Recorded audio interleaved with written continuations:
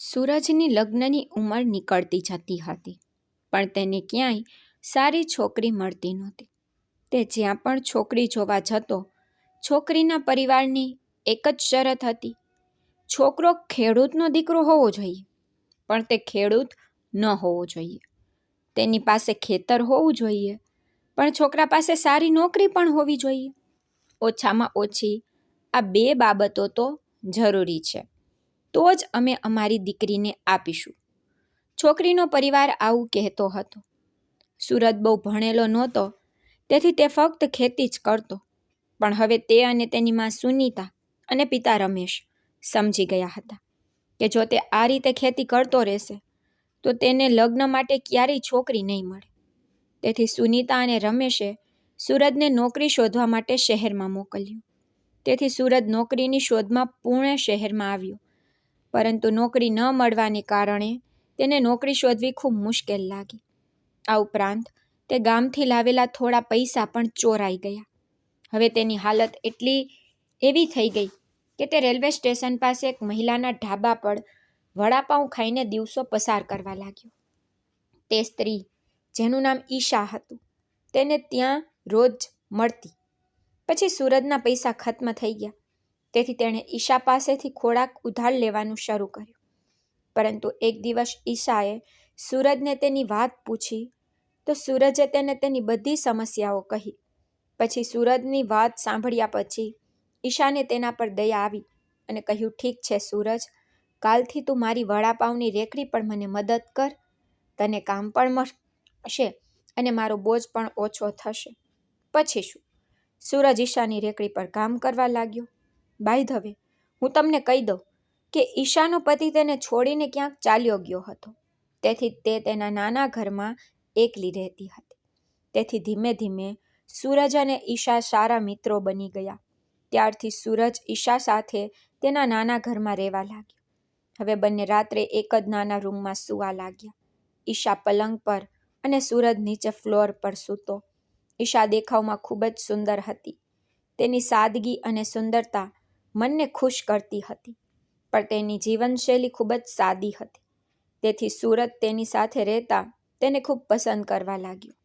સૂરજ પંજાબી ખોરાક બનાવવામાં નિષ્ણાંત હતો. તેથી તેણે ઈશાની રેકડી પર છોલે ભટુરે અને પનીર પરાઠા બનાવવાનું શરૂ કર્યું.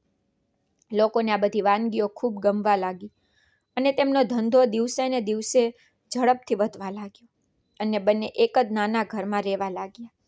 એક રાત્રે ભૂલથી ઈશાના હાથમાંથી પાણીનો વાસણ નીચે પડી ગયો. તે સમયે વાસણ પાણીથી ભરેલું હતું, તેથી બધું પાણી તે નાના ઓરડાના ફ્લોર પર છલકાઈ ગયું, જેના કારણે આખો ઓરડો ભીનો થઈ ગયો અને સૂરજનો પલંગ પણ ભીનો થઈ ગયો. તેથી હવે તેમની પાસે બીજો કોઈ રસ્તો નહોતો. તેથી તે રાત્રે સૂરજને ઈશા સાથે તેના નાના પલંગ પર સૂવું પડ્યું. તે પહેલી વાર હતું જ્યારે બંને તે નાના પલંગ પર આટલા નજીક સૂતા હતા. તેથી ઊંઘ તેમની આંખોથી માઇલો દૂર હતી. વધુમાં પલંગ નાનો હોવાને કારણે સૂરજનો હાથ વારંવાર ઈશાના હાથને સ્પર્શી રહ્યો હતો, જેના કારણે સૂરજના શરીરમાં એક વિચિત્ર ધ્રુજારી ચાલી રહી હતી. એકવાર તેણે ઈશા તરફ જોયું તો તેના શ્વાસ ઝડપી હતા. પછી બંને લાંબા સમય સુધી આમ જ ચૂપચાપ પડ્યા રહ્યા. પણ આખરે સૂરજની ધીરજ તૂટી ગઈ અને તેણે ઈશાને આખી રાત પોતાની સાથે. તો મિત્રો, સૂરજ અને ઈશાની આ વાર્તા ખૂબ જ રોમાંચક છે. તો વાર્તા પૂરી સાંભળો તો ચાલો શરૂ કરીએ. સંગમપુર ગામની માટીમાં હજુ પણ દેશભક્તિની મીઠી સુગંધ રહે છે. સૂરજ તેના માતા પિતા સાથે તે જ ગામના એક ખૂણામાં એક જૂના છાપડાવાળા ઘરમાં રહેતો હતો. તેની માં સુનીતા એક સરળ પણ સમજદાર સ્ત્રી હતી અને તેના પિતા રમેશ એક મહેનતુ ખેડૂત હતા. તે દિવસે સવાર થોડી અલગ રીતે શરૂ થઈ. આકાશ હળવા વાદળોથી ઢંકાયેલું હતું, પણ સૂરજનું મન બીજે ક્યાંક ભટકતું હતું. પછી સવારે લગભગ 9 વાગ્યે દરરોજની જેમ સૂરજ તેના બળદોને ખવડાવ્યા અને તેને જૂના પીપળના ઝાડ નીચે બાંધી દીધા. આ એ જ ઝાડ હતું જેની નીચે ગામના વડીલો સાંજે સભા રાખતા હતા. પણ આજે સૂરજના મનમાં કંઈક બીજું જ ચાલી રહ્યું હતું. ખરેખર તે સમયે સંગમપુર ગામમાં તેના લગ્નની વાતો ચાલી રહી હતી. તેથી સૂરજ ઝડપથી બળદોને ખવડાવીને પીપળના ઝાડ નીચે બાંધીને પોતાના ઘરે જવા રવાના થયો. બીજી બાજુ તેની માં સુનીતા, પિતા રમેશ અને કાકા કિશોર પહેલેથી જ તૈયાર હતા. તેમણે એક ઇનોવા કાર ભાડે લીધી. તેથી બધા કારમાં બેસીને તે ગામ જવા રવાના થયા, જ્યાં તેમને છોકરીને જોવા જવાનું હતું. કિશોરને છોકરીના ઘરનું સરનામું પહેલેથી જ ખબર હતું. તેથી તે ડ્રાઈવરને રસ્તો કહેતો રહ્યો અને તેમની ગાડી નિર્ધારિત સમય પહેલાં છોકરીના ઘરના દરવાજા પર પહોંચી ગઈ. પછી છોકરીના પિતા પ્રકાશ તેમનું સ્વાગત કરવા ઘરની બહાર ઊભા હતા. તેથી ગાડીમાંથી નીચે ઉતર્યા પછી બધાએ પહેલાં રામ રામ અને નમસ્તે સાથે એકબીજાનું સ્વાગત કર્યું. પછી ઘરની અંદર ગયા. પછી થોડી ઔપચારિક વાતચીત થઈ. તે પછી છોકરી ચા અને નાસ્તો લઈને આવી. પછી સૂરજે ગુપ્ત રીતે તે છોકરી તરફ જોયું. તે છોકરી ખૂબ જ સુંદર હતી, પણ થોડી પાતળી હતી. પણ તેની આંખો અને નાક તેને ખૂબ જ સુંદર બનાવી દેતા હતા. પછી ચાનો કપ આપતી વખતે તેમની આંખો મળી. તેની સુંદરતા જોઈને સૂરજનું હૃદય ધબકવા લાગ્યું. પરંતુ તેને લાંબા સમય સુધી તેને આ રીતે જોવાનું યોગ્ય ન લાગ્યું. તેથી તેણે જાણી જોઈને અહીં ત્યાં જોયું. થોડા સમય પછી છોકરી ફરીથી અંદર ચાલી ગઈ. તે પછી છોકરીના પિતા પ્રકાશે કેટલાક પ્રશ્નો પૂછવાનું શરૂ કર્યું. તેણે પૂછ્યું, શું છોકરો કોઈ કામ કરે છે? તો સૂરજના પિતા રમેશે સ્પષ્ટ કહ્યું, ના, તે કોઈ નોકરી કરતો નથી, પણ ખેતી કરે છે. આ સાંભળીને પ્રકાશનો ચહેરો ઉતરી ગયો. આ પછી તેણે વધારે પ્રશ્નો પૂછ્યા નહીં. રમેશજી તેના ચહેરા પરથી સ્પષ્ટ સમજી શકતા હતા કે તેના માટે ત્યાં લાંબા સમય સુધી રહેવું યોગ્ય નથી. તેથી બધાએ વિદાય લીધી અને સંગમપુર જવા રવાના થયા. 3 દિવસ પછી રમેશજીએ જાણી જોઈને પ્રકાશને ફોન કર્યો અને તેના નિર્ણય વિશે પૂછ્યું. તો પ્રકાશે સ્પષ્ટ કહ્યું, રમેશજી, અમે નક્કી કર્યું છે કે અમે અમારી દીકરી ફક્ત એવા છોકરાને આપીશું જેની પાસે નોકરી હોય. આ સાંભળીને રમેશજીએ તરત જ વાતચીત બંધ કરી દીધી. પરંતુ આ પછી તેની માં સુનીતાએ સૂરજને હેરાન કરવાનું શરૂ કરી દીધું. તે વારંવાર કહેતી કે દીકરા, જો તું ભણ્યો હોત, નોકરી કરી હોત, તો તને તારી પસંદગીની છોકરી મળી હોત. તું જો, મેં ઘણા બધા પ્રસ્તાવ જોયા છે, પણ છતાં મને ક્યાંયથી હા નથી મળી રહી. આજકાલ ખેડૂતો માટે છોકરી શોધવી મુશ્કેલ બની ગઈ છે. આપણે જ્યાં પણ પ્રસ્તાવ જોવા જઈએ છીએ, દરેકની એક જ વાત હોય છે કે તેમને ખેતરની જરૂર છે, પણ છોકરો ખેડૂત નહીં, પણ નોકરી કરતો હોવો જોઈએ. તેની માના આ શબ્દો સાંભળીને સૂરજનું હૃદય ઉદાસીથી ભરાઈ જાય છે. પછી તે વિચારતો કે ખેડૂત તરીકે જીવવું આટલું મુશ્કેલ કેમ થઈ ગયું છે અને ખેડૂતોને આ ભેદભાવ કેમ સહન કરવો પડે છે. પછી તે ઘણીવાર આ વિચારોમાં ખોવાઈ જતો. એક દિવસ ભોજન કરતી વખતે સુનીતાએ રમેશને કહ્યું, સાંભળો, સૂરજને શહેરમાં મોકલી દો. જો તેને નોકરી મળે તો તે લગ્ન પણ કરશે, નહીંતર ખેતી તેને કોઈ ફાયદો નહીં કરે. અમે આખું જીવન ખેતરોને આપી દીધું છે, પણ અમારા હાથમાં શું બાકી છે? ખેતરમાં રાત દિવસ મહેનત કર્યા પછી પણ અમને ફક્ત પેટ ભરવા માટે જ મળે છે અને ભવિષ્યની તો કોઈ ગેરંટી નથી. પછી સૂરજે તેની માની વાત સાંભળીને કહ્યું, માં, હું શહેરમાં જવા તૈયાર છું. પછી તેના પિતા રમેશજીએ અટકાવીને કહ્યું, દીકરા, તમે જાણો છો કે શહેરમાં નોકરી મેળવવી એટલી સરળ નથી. ત્યાં રહેવા અને ખાવામાં ઘણી મુશ્કેલી પડે છે. હું પણ મારી યુવાનીમાં શહેરમાં ગયો હતો, પણ હું તે વાતાવરણમાં રહી શકતો નહોતો. તેથી આખરે હું ગામ પાછો ફર્યો. આનો જવાબ સુનીતાએ તરત જ આપ્યો, તમારી વાત અલગ હતી, હવે સમય બદલાઈ ગયો છે. આ પર રમેશજીએ કહ્યું, સુનીતા, સૂરજ બહુ ભણ્યો નથી, સમજીને? આ પર સુનીતાએ ગુસ્સામાં કહ્યું, ડરાવાનું બંધ કરો અને તેને જવા દો. કોણ જાણે, કદાચ તેનું નસીબ ચમકે. પણ રમેશજીએ ફરીથી કહ્યું કે શહેરમાં નોકરી મેળવવી સહેલી નથી, સુનીતા. ત્યાં દરેક નાના કામ માટે સંઘર્ષ કરવો પડે છે. પણ સૂરજ મક્કમ હતો અને બોલ્યો, ના પપ્પા, મેં નક્કી કર્યું છે કે હું શહેરમાં જઈશ. આ પર રમેશજીએ નિરાશ થઈને કહ્યું, ઠીક છે દીકરા, હવે તમે માં અને દીકરો નક્કી કરો તો શું કરવું. પછી બીજા દિવસે સૂરજ એ શહેર જવાની તૈયારી શરૂ કરી.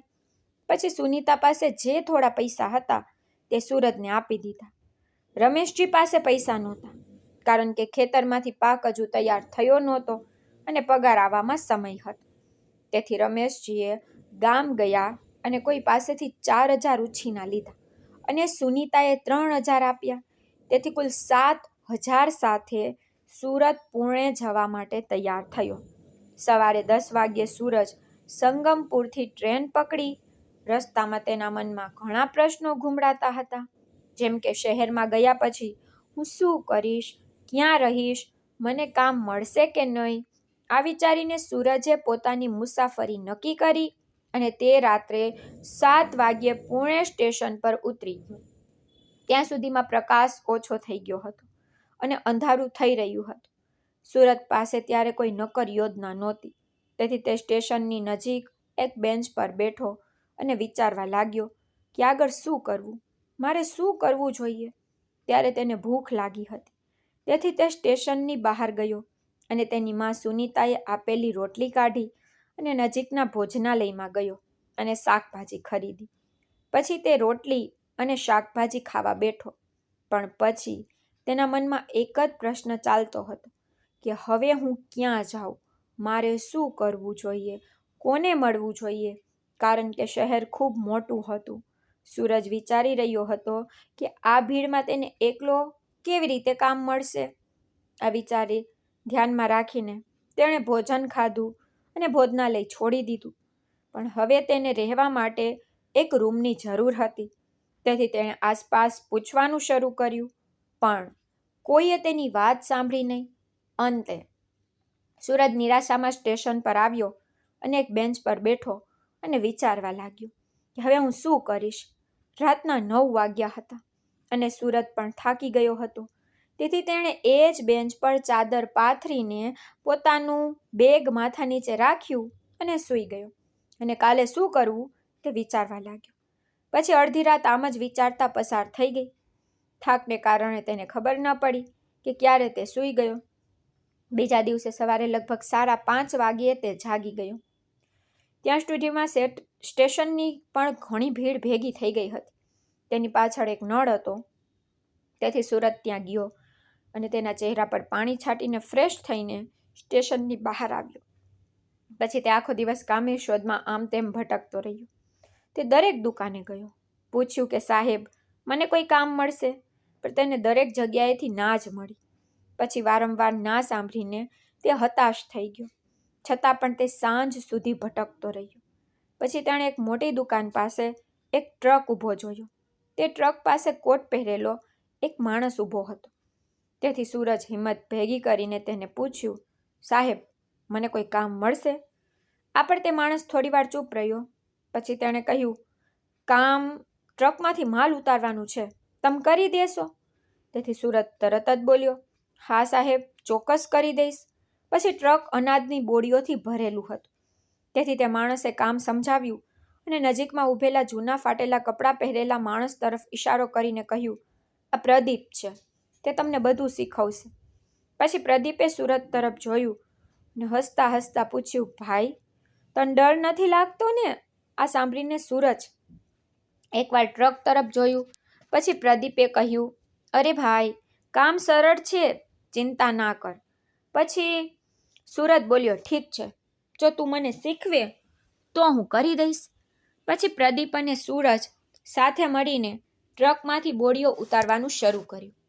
ટ્રક અડધી જ ભરેલી હતી, પણ કામ ખૂબ જ ભારે હતું. પરંતુ પ્રદીપ આ કામોમાં નિષ્ણાંત હતો.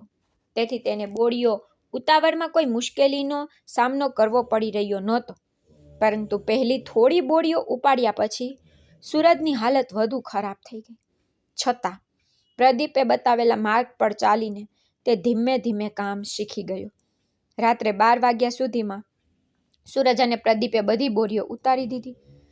પછી કામ પૂરું થયા પછી દુકાનના માલિકે સૂરજના હાથમાં 600 રૂપિયા આપ્યા. પછી તે 600 જોઈને સૂરજનું હૃદય ખુશીથી ઉછળી પડ્યું, કારણ કે તેને ફક્ત 5 કલાકના કામ માટે 600 રૂપિયા મળ્યા હતા.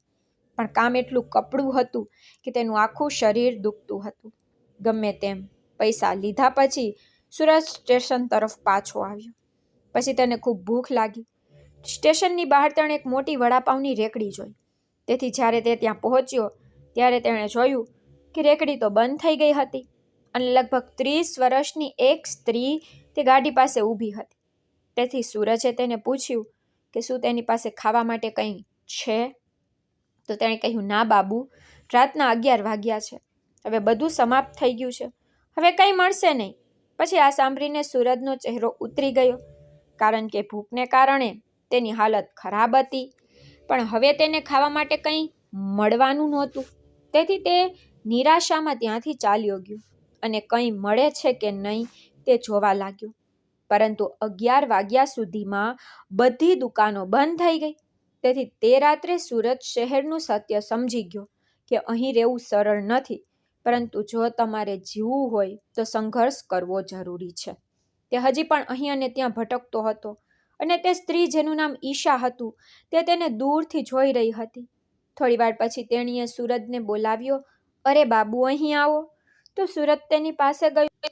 પછી ઈશાએ કહ્યું, ઠીક છે, હું તમારા માટે વડાપાઉં બનાવીશ. આના પર સૂરજ તરત જ બોલ્યો કે હા, કૃપા કરીને બનાવી દો. હું તમારો ખૂબ આભારી રહીશ. પછી તે ઈશાની વડાપાઉંની રેકડી પાસે ઊભો રહ્યો. પછી ઈશાએ ગેસ ચાલુ કર્યો, જે બંધ કરી દીધો હતો. અને પછી ઈશાએ તપેલીમાં તેલ રેડ્યું અને ગરમ થવાની થોડી મિનિટો રાહ જોઈ.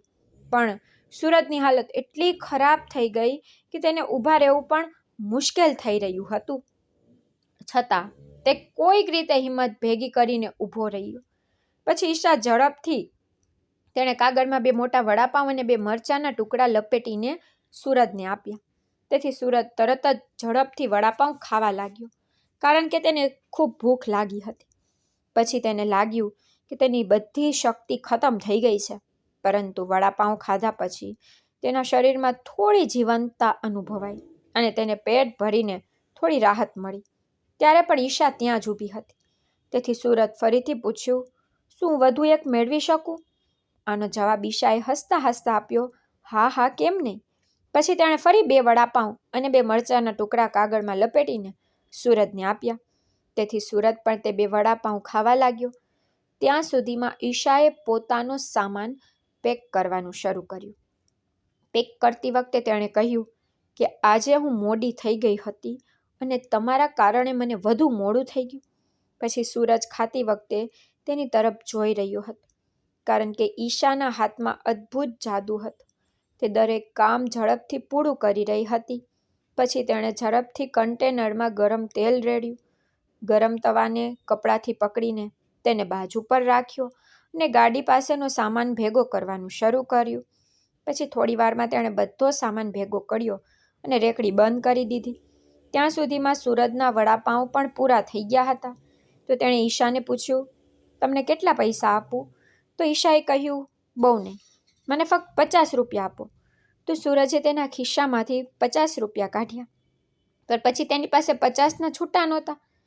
તેથી તેણે ઈશાને 100ની નોટ આપી. તો ઈશાએ તે નોટ લીધી અને પછી તેણે પોતાના પર્સમાંથી પૈસા કાઢીને સૂરજના હાથમાં આપ્યા. પછી સૂરજ પૈસા ગણ્યા વગર તેના ખિસ્સામાં રાખ્યા અને ત્યાંથી ચાલ્યો ગયો. પછી ઈશા પણ પોતાની રેકડી લેવા ગઈ લાગી. તેની ગાડી ભારે હતી અને તેને ધક્કો મારતી વખતે તેને ખૂબ મહેનત કરવી પડી, પરંતુ તેના ચહેરા પર જીદ સ્પષ્ટ દેખાતી હતી. તેથી ધીમે ધીમે તેણે ગાડી આગળ વધારી. પછી થોડે આગળ ગયા પછી તે પાછળ ફરી અને સૂરજ તરફ જોયું. પછી બંનેની નજર મળી. સૂરજ તરત જ તેની નજર હટાવી ગયો અને શરમથી માથું ઝુકાવી દીધું.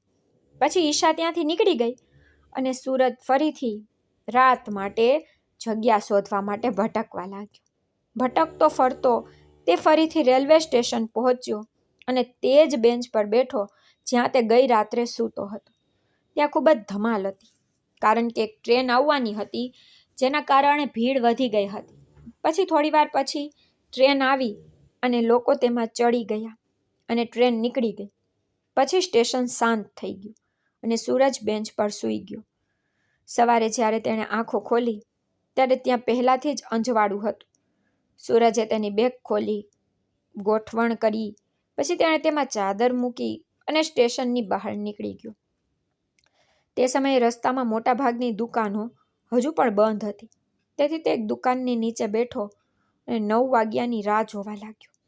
9 વાગ્યાની સાથે જ દુકાનો ધીમે ધીમે ખુલવા લાગી. પછી સૂરજે દરેક દુકાનમાં કામ માંગવાનું શરૂ કર્યું, પણ ક્યાંય કામ ન મળ્યું. પરંતુ ભૂખ તેને ફરીથી સતાવા લાગી. તેથી તે એક નાના ઢાબા પર ગયો અને પેટ ભરીને ખાધું. પેટ ભર્યા પછી જ્યારે તે બિલ ચૂકવવા કાઉન્ટર પર ગયો ત્યારે તેણે ખિસ્સામાં હાથ નાખ્યો, પરંતુ પછી તેનું પાકીટ ગાયબ હતું. તેથી તે ગભરાઈ ગયો. પછી તેણે બીજા ખિસ્સામાં જોયું, પછી બેગમાં પણ પાકીટ ક્યાંય ન મળ્યું. પછી તેને યાદ આવ્યું કે તેનું પાકીટ ગઈકાલે રાત્રે ચોરાઈ ગયું હશે. હવે તેનું હૃદય જોરથી ધબકવા લાગ્યું. પછી ધાબા પર ઊભેલા કાઉન્ટરે શંકાસ્પદ નજરે સુરત તરફ જોયું. પછી સુરત બોલ્યો, સાહેબ, મારું પાકીટ ખોવાઈ ગયું છે, હું પૈસા આપી શકતો નથી. તો કાઉન્ટરે ગુસ્સામાં કહ્યું, ભાઈ, આ નાટક ન કર. તારું બિલ 80 રૂપિયા છે. જલ્દી ચૂકવી દે અને ચાલ્યો જા, કારણ કે મેં ઘણા લોકોને આવું નાટક કરતા જોયા છે. પણ સૂરજ વિનંતી કરી, સાહેબ, મારું પાકીટ ખરેખર ખોવાઈ ગયું છે. હું કાલે પૈસા લાવીશ અને તમને બધા પૈસા ચૂકવી દઈશ. આના પર કાઉન્ટર થોડીવાર ચૂપ રહ્યો. પછી તેણે કહ્યું, ઠીક છે, કાલે પૈસા ચૂકવી દેજે, પણ યાદ રાખ, જો તે ફરીથી આવું નાટક કર્યું તો હું તને વાસણ ધોવા માટે રાખી લઈશ. પછી કાઉન્ટરની વાત સાંભળીને સૂરજનું મન વધુ દુઃખી થઈ ગયું, કારણ કે તેના પર્સમાં 7,000 હતા. તેણે વિચાર્યું હતું કે તે પૈસાથી રૂમ ભાડે લેશે, પરંતુ હવે તેની બધી યોજના બરબાદ થઈ ગઈ, કારણ કે તેણે પોતાનું પર્સ જ ગુમાવી દીધું હતું. તો હવે સૂરજ આખો દિવસ આમ તેમ ભટકતો રહ્યો, કામ શોધતો રહ્યો, પણ કોઈ કામ ન મળ્યું. પછી સૂરજને યાદ આવ્યું કે તેણે ફરી જઈને તપાસ કરવી જોઈએ કે ગઈકાલે તેને ટ્રક ઉતારવાનું કામ ક્યાં મળ્યું હતું.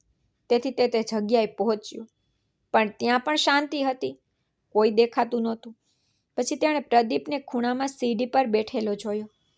તો સૂરજ તેની પાસે ગયો અને કહ્યું, ભાઈ, ગઈકાલે મને અહીં ટ્રક ઉતારવાનું કામ મળ્યું હતું. શું મને આજે પણ કોઈ કામ મળશે? તો પ્રદીપે જવાબ આપ્યો, અરે ભાઈ, રોજ તને આવું કામ મળતું નથી, પણ કાલે માલિકનો ટ્રક ફરી આવશે. જો તમે સાંજે 6 વાગ્યે સમયસર આવો છો તો તમને ચોક્કસ કામ મળશે. આ મારી ગેરંટી છે. પછી પ્રદીપની વાત સાંભળીને સૂરજને થોડી રાહત થઈ. ત્યાં સુધીમાં રાત થઈ ગઈ હતી. લગભગ 7:30 વાગ્યા હતા, પણ સૂરજ હજુ પણ આમ તેમ ભટકતો હતો. તેને હજુ પણ ખૂબ ભૂખ લાગી હતી, પણ તેના ખિસ્સામાં ખાવા માટે 1 પૈસો પણ નહોતો. તેથી ભટકતો ભટકતો તે ફરીથી સ્ટેશન તરફ જવા લાગ્યો. પછી તેણે દૂરથી ઈશાની રેકડી જોઈ. ત્યાં રેકડી પાસે કેટલાક છોકરાઓ વડાપાઉં ખાઈ રહ્યા હતા. તેથી સૂરજ થોડે દૂર ઊભો રહ્યો અને વિચારવા લાગ્યો કે મારે તેની પાસેથી માંગવું જોઈએ. શું તે મને ખાવા માટે કંઈક આપશે? જો તે મને ઉધાર પર કંઈક આપે તો સારું છે, નહીંતર મારું નસીબ. પછી તેણે નક્કી કર્યું કે તે છોકરાઓ ત્યાંથી જાય ને ત્યાં સુધી રાહ જોશે. પછી 20 મિનિટ રાહ જોયા પછી તે છોકરાઓ ત્યાંથી ચાલ્યા ગયા. પછી સૂરજ ધીમે ધીમે ઈશાની રેકડી પાસે ગયો. પછી ઈશાએ તેની તરફ જોયું અને હસતા હસતા કહ્યું, મને કહો, તમને શું જોઈએ છે? આજે મેં સરસ સેન્ડવિચ બનાવી છે, ગરમ છે. આ પર સૂરજ ચૂપ રહ્યો. પછી ઈશાએ ફરીથી કહ્યું, શું થયું બાબુ, તમને ખાવાનું મન નથી થતું? આ પર સૂરજ ધીમા અવાજે કહ્યું, હા, મારે ખાવાનું મન તો છે. પણ પછી તેણે વાક્ય અધૂરું છોડી દીધું. પછી ઈશાએ પૂછ્યું, પણ શું? પછી સૂરજ ધીમા અવાજે કહ્યું, મારી પાસે પૈસા નથી. પછી ઈશા થોડીવાર ચૂપ રહી. પછી તેણે કહ્યું, તમારી પાસે પૈસા નથી? પછી સૂરજ કહેવા લાગ્યો, હા, ગઈકાલે રાત્રે મારું પર્સ ચોરાઈ ગયું. તેમાં 7,000 હતા. મારું નસીબ ખૂબ ખરાબ છે. આ સાંભળીને ઈશા થોડીવાર ચૂપ રહી. પછી તેણે કહ્યું, ઠીક છે, મને કહો કે તમે શું ખાશો? પછી સૂરજ થોડો શરમાઈ ગયો અને પછી કહ્યું કે હું તમારા પૈસા ચોક્કસ પાછા આપી દઈશ. એવું નથી કે હું મફતમાં ખાઈશ, અને પૈસા નહીં આપું. આ પર ઈશાએ હસતા હસતા કહ્યું, હા, મને ખબર છે કે તમે મુશ્કેલીમાં છો, પણ ચિંતા ન કરો. જો તમે પૈસા આપો તો ઠીક છે, જો તમે પૈસા ન આપો તો પણ ઠીક છે. હવે મને કહો કે હું તમને શું આપું? પછી ઈશાનું મોટું હૃદય જોઈને સૂરજનું હૃદય ખુશીથી ભરાઈ ગયું. પછી તેણે 2 સેન્ડવિચ અને 2 વડાપાઉં લીધા. જે રીતે ઈશાએ બનાવેલી સેન્ડવિચ અને વડાપાઉં અને ચટણી અદ્ભુત હતી, તેથી સૂરજ ઝડપથી બધું જ ખાધું અને કાગળ કચરાપેટીમાં ફેંકી દીધું. પછી તેણે ઈશાને ખાતરી આપી અને કહ્યું કે હું કાલે નહીં તો પછી, પણ તમારા પૈસા ચોક્કસ પાછા આપીશ. આ પર ઈશાએ હસતા હસતા કહ્યું, હા ઠીક છે, મારામાં થોડી માનવતા બાકી છે. પછી ઈશાના પ્રેમથી સૂરજનું હૃદય પીગળી ગયું. તે રાત્રે તેને પહેલીવાર લાગ્યું કે આ શહેરમાં હજુ પણ સારા લોકો બાકી છે. પછી ઈશાએ પૂછ્યું, તમારું પર્સ ક્યાં ચોરાઈ ગયું? તો સૂરજે કહ્યું, ગઈ રાત્રે હું સ્ટેશન પર સૂતો હતો, મારું પર્સ ત્યાં ચોરાઈ ગયું. પછી ઈશાએ પૂછ્યું, તો તમે હમણાં જ આ શહેરમાં આવ્યા છો? આના પર સૂરજે કહ્યું, હા, હું અહીં કામની શોધમાં આવ્યો છું, પણ 3 દિવસ થઈ ગયા છે અને મને ક્યાંય કામ મળ્યું નથી. પછી તેણે થોભીને કહ્યું, મેં વધારે અભ્યાસ કર્યો નથી, એટલા માટે સારી ઓફિસમાં નોકરી મળવી અશક્ય છે. પછી ઈશા તેને ખૂબ ધ્યાનથી સાંભળી રહી હતી. રાતના 10 વાગ્યા હતા, પણ સૂરજ ત્યાં જ ઊભો હતો. કદાચ ઈશાનો ઘરે જવાનો સમય થઈ ગયો હતો, તેથી તેણે રેકડી પેક કરવાનું શરૂ કર્યું અને તેને ધક્કો મારીને લઈ જવાનો પ્રયાસ કર્યો. પછી સૂરજે નમ્રતાથી કહ્યું, જો તમને રેકડીને ધક્કો મારવામાં તકલીફ પડી રહી હોય તો જો તમે મને પરવાનગી આપો તો હું તમને મદદ કરી શકું છું. આ પર ઈશાએ થોડું હસીને કહ્યું, ના, આ મારી રોજની આદત છે, હું ધીમે ધીમે તેને ઘરે લઈ જાઉં છું.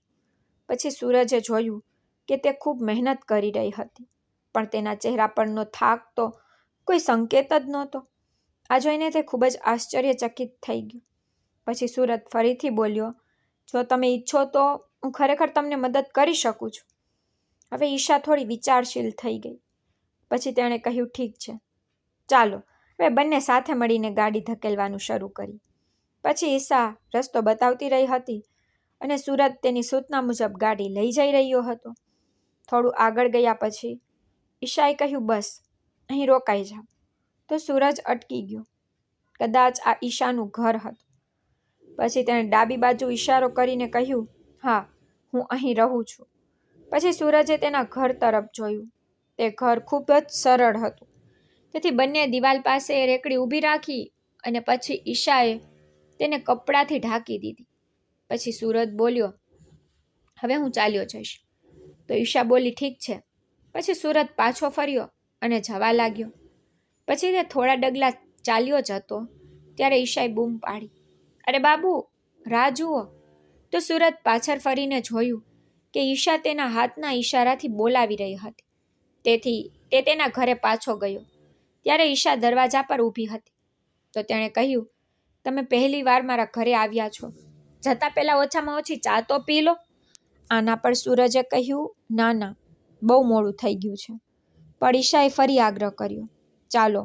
પછી સૂરજનું મન તેના આગ્રહ સાથે સંમત થયું. પછી તે ઘરની અંદર ગયો અને ખુરશી પર બેઠો. પછી સૂરજે આસપાસ જોયું તો જોયું કે ઈશાનું ઘર ફક્ત એક નાનો ઓરડો હતો. તેમાં એક પલંગ હતો, કેટલીક જરૂરી વસ્તુઓ રાખવામાં આવી હતી. એક ખૂણામાં નાહવા માટે એક નાનકું બાથરૂમ હતું અને બીજા ખૂણામાં ગેસ રસોઈની સુવિધા હતી. પછી સૂરજે આસપાસ જોયું તો એક 5-6 વર્ષની છોકરી પલંગ પર સૂતી હતી. તેને જોઈને સૂરજને લાગ્યું કદાચ તે ઈશાની દીકરી હશે. પછી તેના મનમાં એક પ્રશ્ન આવ્યો કે તો તેનો પતિ ક્યાં છે? પણ તેણે કંઈ પૂછ્યું નહીં. પછી ઈશા પાણીના વાસણ પાસે ગઈ. તેણે પાણીનો ગ્લાસ ભરીને સૂરજને આપ્યો. તેથી સૂરજ ગ્લાસ લઈને પાણી પીધું. પછી ઈશાએ તેના હાથમાંથી ગ્લાસ લીધો તો સૂરજ ખુરશી પર બેસવા પાછો ગયો. પછી ઈશાએ પૂછ્યું, તમને મીઠી ચા જોઈએ છે કે ઓછી મીઠી? તો સૂરજ બોલ્યો, જે હોય તે સારું રહેશે. તો ઈશાએ કહ્યું કે હું મારા માટે તો મીઠી બનાવું છું, તમને પણ મીઠી ગમશે ખરું ને? તો સૂરજ બોલ્યો, હા, કોઈ વાંધો નહીં. પછી થોડી વારમાં ચા તૈયાર થઈ ગઈ. એટલે ઈશાએ કાચના કપમાં ચા રેડી અને સૂરજને આપી. સૂરજે એક બે ઘૂંટ પીધી. એ ચાનો સ્વાદ એટલો અદ્ભુત હતો કે તેણે ઈશા તરફ જોયું અને કહ્યું, ચા તો અદ્ભુત છે. ઈશા જોઈને હસી અને પોતે ચા પીવા લાગ્યો. ચા પૂરી કરીને સૂરજ ઊભો થયો. પછી તેણે પોતાની બેગ ઉપાડી અને કહ્યું, ચા માટે આભાર. આપણ ઈશાએ હળવા સ્મિત સાથે પૂછ્યું, હવે તમે ક્યાં જશો? સૂરજે કહ્યું, રાત્રે હું બીજે ક્યાં જઈશ? ત્યાં રેલવે સ્ટેશન છે ને, પણ સાચું કહું તો ત્યાં શું ચોરાઈ જશે તેની કોઈ ગેરંટી નથી. ગમે તે હોય, હવે મારી પાસે કંઈ બચ્યું નથી જે ચોરી શકાય. આ કહીને તે હસ્યો. પછી તેની વાત સાંભળીને ઈશા થોડી ક્ષણો માટે ચૂપ રહી.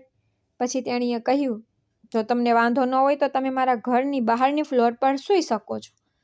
આ સાંભળીને સૂરજના ચહેરા પર ખુશીની લહેર દોડી ગઈ. પછી તેણે કહ્યું, હા, મને આનો વાંધો નથી, બલકે તમે મારા ખૂબ આભારી રહેશો. આ પણ ઈશાએ કહ્યું, ઠીક છે, તમે અહીં રાહ જુઓ, હું હમણાં જ આવીશ. આટલું કહીને ઈશા તેના ઘરની અંદર ગઈ અને તેના રૂમમાં ગઈ અને એક ખૂણામાંથી બે ચાદર અને એક ઓશીકું કાઢીને તેમને લઈને બહાર આવી. તો સૂરજ તે ચાદર અને ઓશીકું લઈને બહાર ફ્લોર પર મૂક્યું.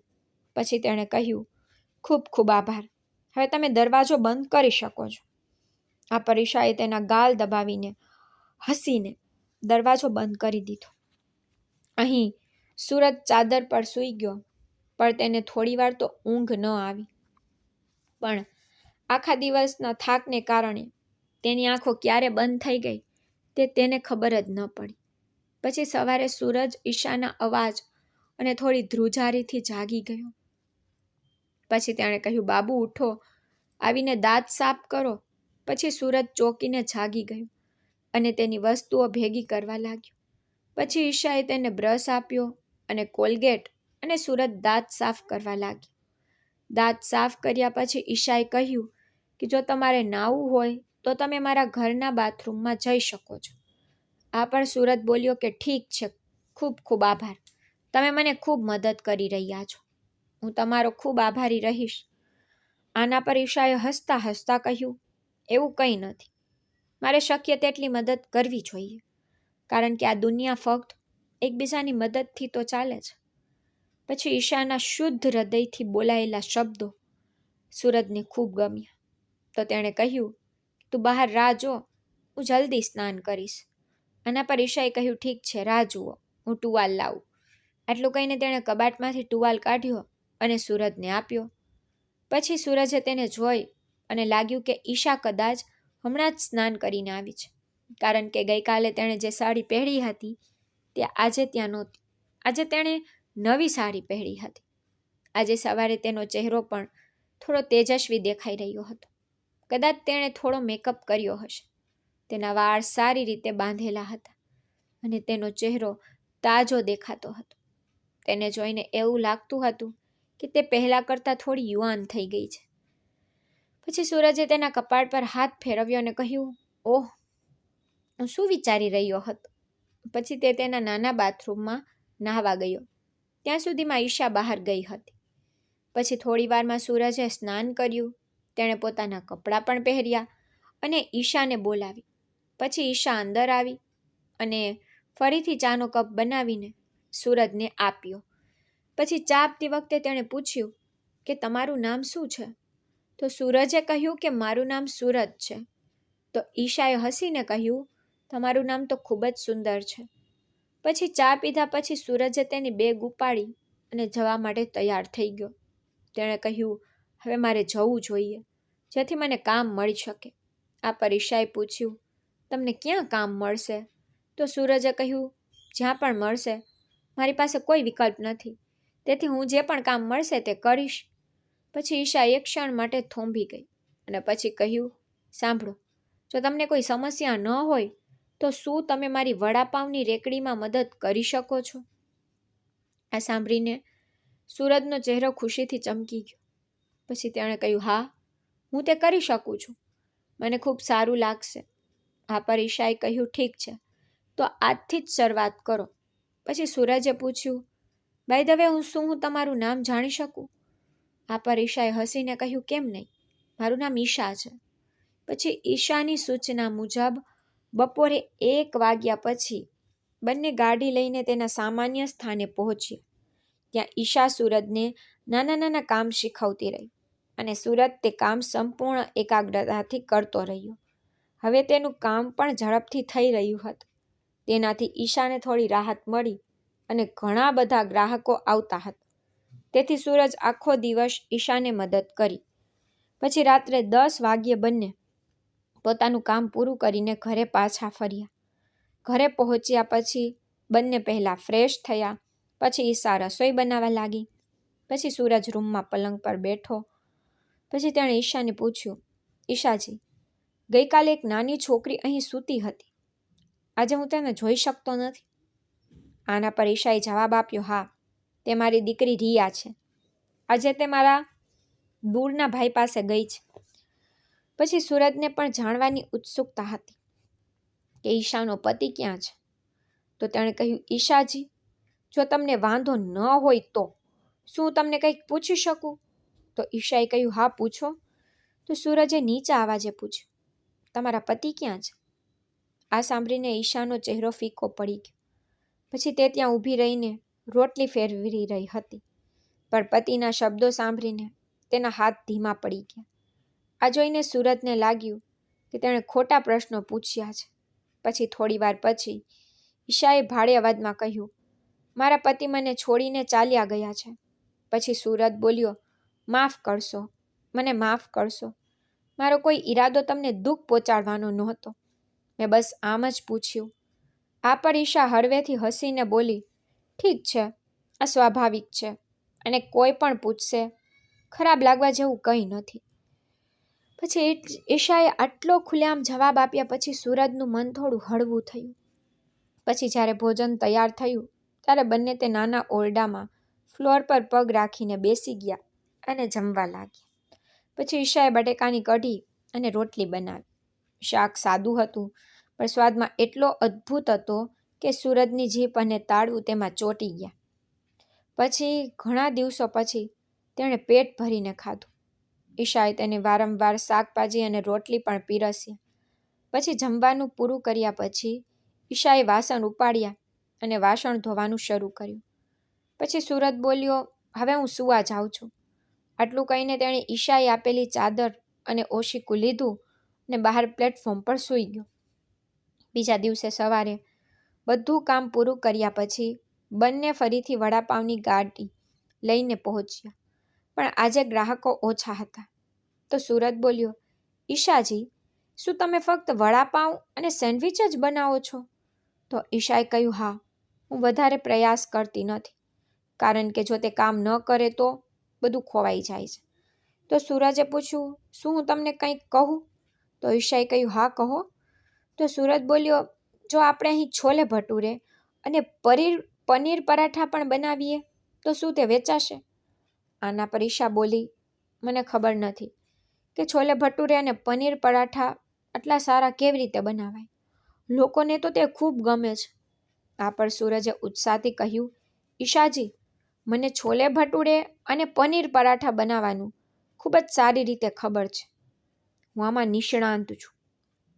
જો તમે પરવાનગી આપો તો આપણે કાલથી જ અજમાવી શકીએ છીએ. આના પર ઈશાએ કહ્યું, હા, ચોક્કસ, પણ આ માટે કેટલીક નવી વસ્તુઓની પણ જરૂર પડશે. પછી સૂરજે કહ્યું, કોઈ વાંધો નહીં, ફક્ત એક યાદી બનાવો, તમને જે જોઈએ તે હું લાવીશ. પછી ઈશાએ તેને થોડા પૈસા આપ્યા. પછી સૂરજે નજીકના કરિયાણાની દુકાનમાં ગયો અને છોલે ભટુરે અને પનીર પરાઠા માટે જરૂરી બધી વસ્તુઓ લાવ્યો અને સૂરજે છોલે ભટુરેના વટાણા પલાળીને તૈયાર કર્યા. હવે ઈશાએ તેને સંપૂર્ણ સ્વતંત્રતા આપી હતી અને તે જે ઈચ્છે તે કરી રહ્યો હતો. હવે ઈશા દિવસભર વડાપાવ અને સેન્ડવિચ બનાવતી અને વેચતી રહી. જોકે વચ્ચે સૂરજ તેને મદદ કરતો અને છોલે ભટુરે અને પનીર પરાઠા પણ બનાવતો. પછી રાત્રે 10 વાગ્યે બંને બધી વસ્તુઓ પેક કરી અને ઘરે પાછા ફર્યા. પછી ગઈકાલની જેમ ઈશાએ ખોરાક રાંધ્યો. જમ્યા પછી સૂરજ બહાર સૂવાની તૈયારી કરવા લાગ્યો. પછી ઈશાએ કહ્યું, અરે સૂરજ, તમે આમ બહાર સૂવો છો, મને ગમતું નથી. આના પર સૂરજ બોલ્યો, કોઈ વાંધો નહીં, મને તેની આદત છે. ગામમાં તો અમે ખુલ્લા આકાશ નીચે ખેતરોમાં આરામથી સૂઈએ છીએ અને બહાર સૂવું એટલું ખરાબ નથી. ખુલ્લી હવામાં મજા આવે છે. ઈશાએ આ વાત પર થોડું વિચાર્યું અને પછી કહ્યું, તમે સાચા છો, પણ છતાં મને નથી લાગતું કે સાચું છે. સૂરજ, જો તમને વાંધો ન હોય તો તમે ઘરની અંદર સૂઈ શકો છો. તમે બેડ પર સૂઈ જાઓ, હું નીચે ફ્લોર પર એડજસ્ટ થઈ જઈશ. સૂરજ તરત જ આ વાતનો ઇનકાર કરી દે છે કે ના ના, મને ફ્લોર પર સૂવાનું ગમે છે. મારા માટે તમારી આદત ન બદલો. આ સાંભળીને ઈશાના ગાલ પર હળવું સ્મિત આવી ગયું. પછી તેણે કહ્યું, જેમ તમે કહો તેમ ઠીક છે, પણ તમે 2 મિનિટ માટે બહાર જઈ શકો છો? તો સૂરજ બોલ્યો, હા ઠીક છે. પછી તે રૂમમાંથી બહાર ગયો અને ઈશાએ દરવાજો બંધ કરી દીધો. 2 મિનિટ પછી તેણે દરવાજો ખોલ્યો અને કહ્યું, અંદર આવો. પછી સૂરજ અંદર ગયો અને તેનું ધ્યાન ઈશા પર ગયું. પછી તેણે પોતાની સાડી બદલી અને આછા ગુલાબી રંગનું ગાઉન પહેર્યું હતું. પછી ઈશાએ કહ્યું, આવો હવે સૂઈ જાઓ. આટલું કહીને તે બેડ પર ગઈ અને સૂઈ ગઈ અને સૂરજ નીચે ફ્લોર પર આરામથી સૂઈ ગયો અને થાકને કારણે તરત જ સૂઈ ગયો.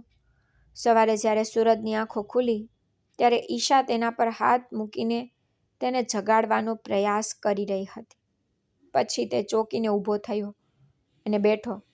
પછી ઈશાએ કહ્યું, ઉઠો, 7 વાગ્યા છે. પછી સૂરજે દિવાલ પર લટકતી ઘડિયાળ તરફ જોયું તો ખરેખર 7:20 થઈ ગઈ હતી. તેથી તેણે ઝડપથી પોતાનો સામાન પેક કર્યો, સ્નાન કર્યું અને તૈયાર થઈ ગયો. ત્યાં સુધીમાં ઈશા પણ ભોજન બનાવી ચૂકી હતી. તે સીધું શાકભાજી અને રોટલી જ બનાવીને કામ પૂરું કરતી. પછી બંને છોલે ભટુરે અને અન્ય જરૂરી વસ્તુઓ માટે પલાળેલા વટાણા રેકડી પર રાખ્યા અને તેમની સામાન્ય જગ્યાએ પહોંચી ગયા. પછી સૂરજે છોલે ભટુરે અને પનીર પરાઠા બનાવવાનું શરૂ કર્યું. તે બનાવતી વખતે બપોરનો 1 વાગ્યા હતા. પરંતુ છોલે ભટુરે અને પનીર પરાઠા ખાવા માટે ઘણા ગ્રાહકો આવતા નહોતા.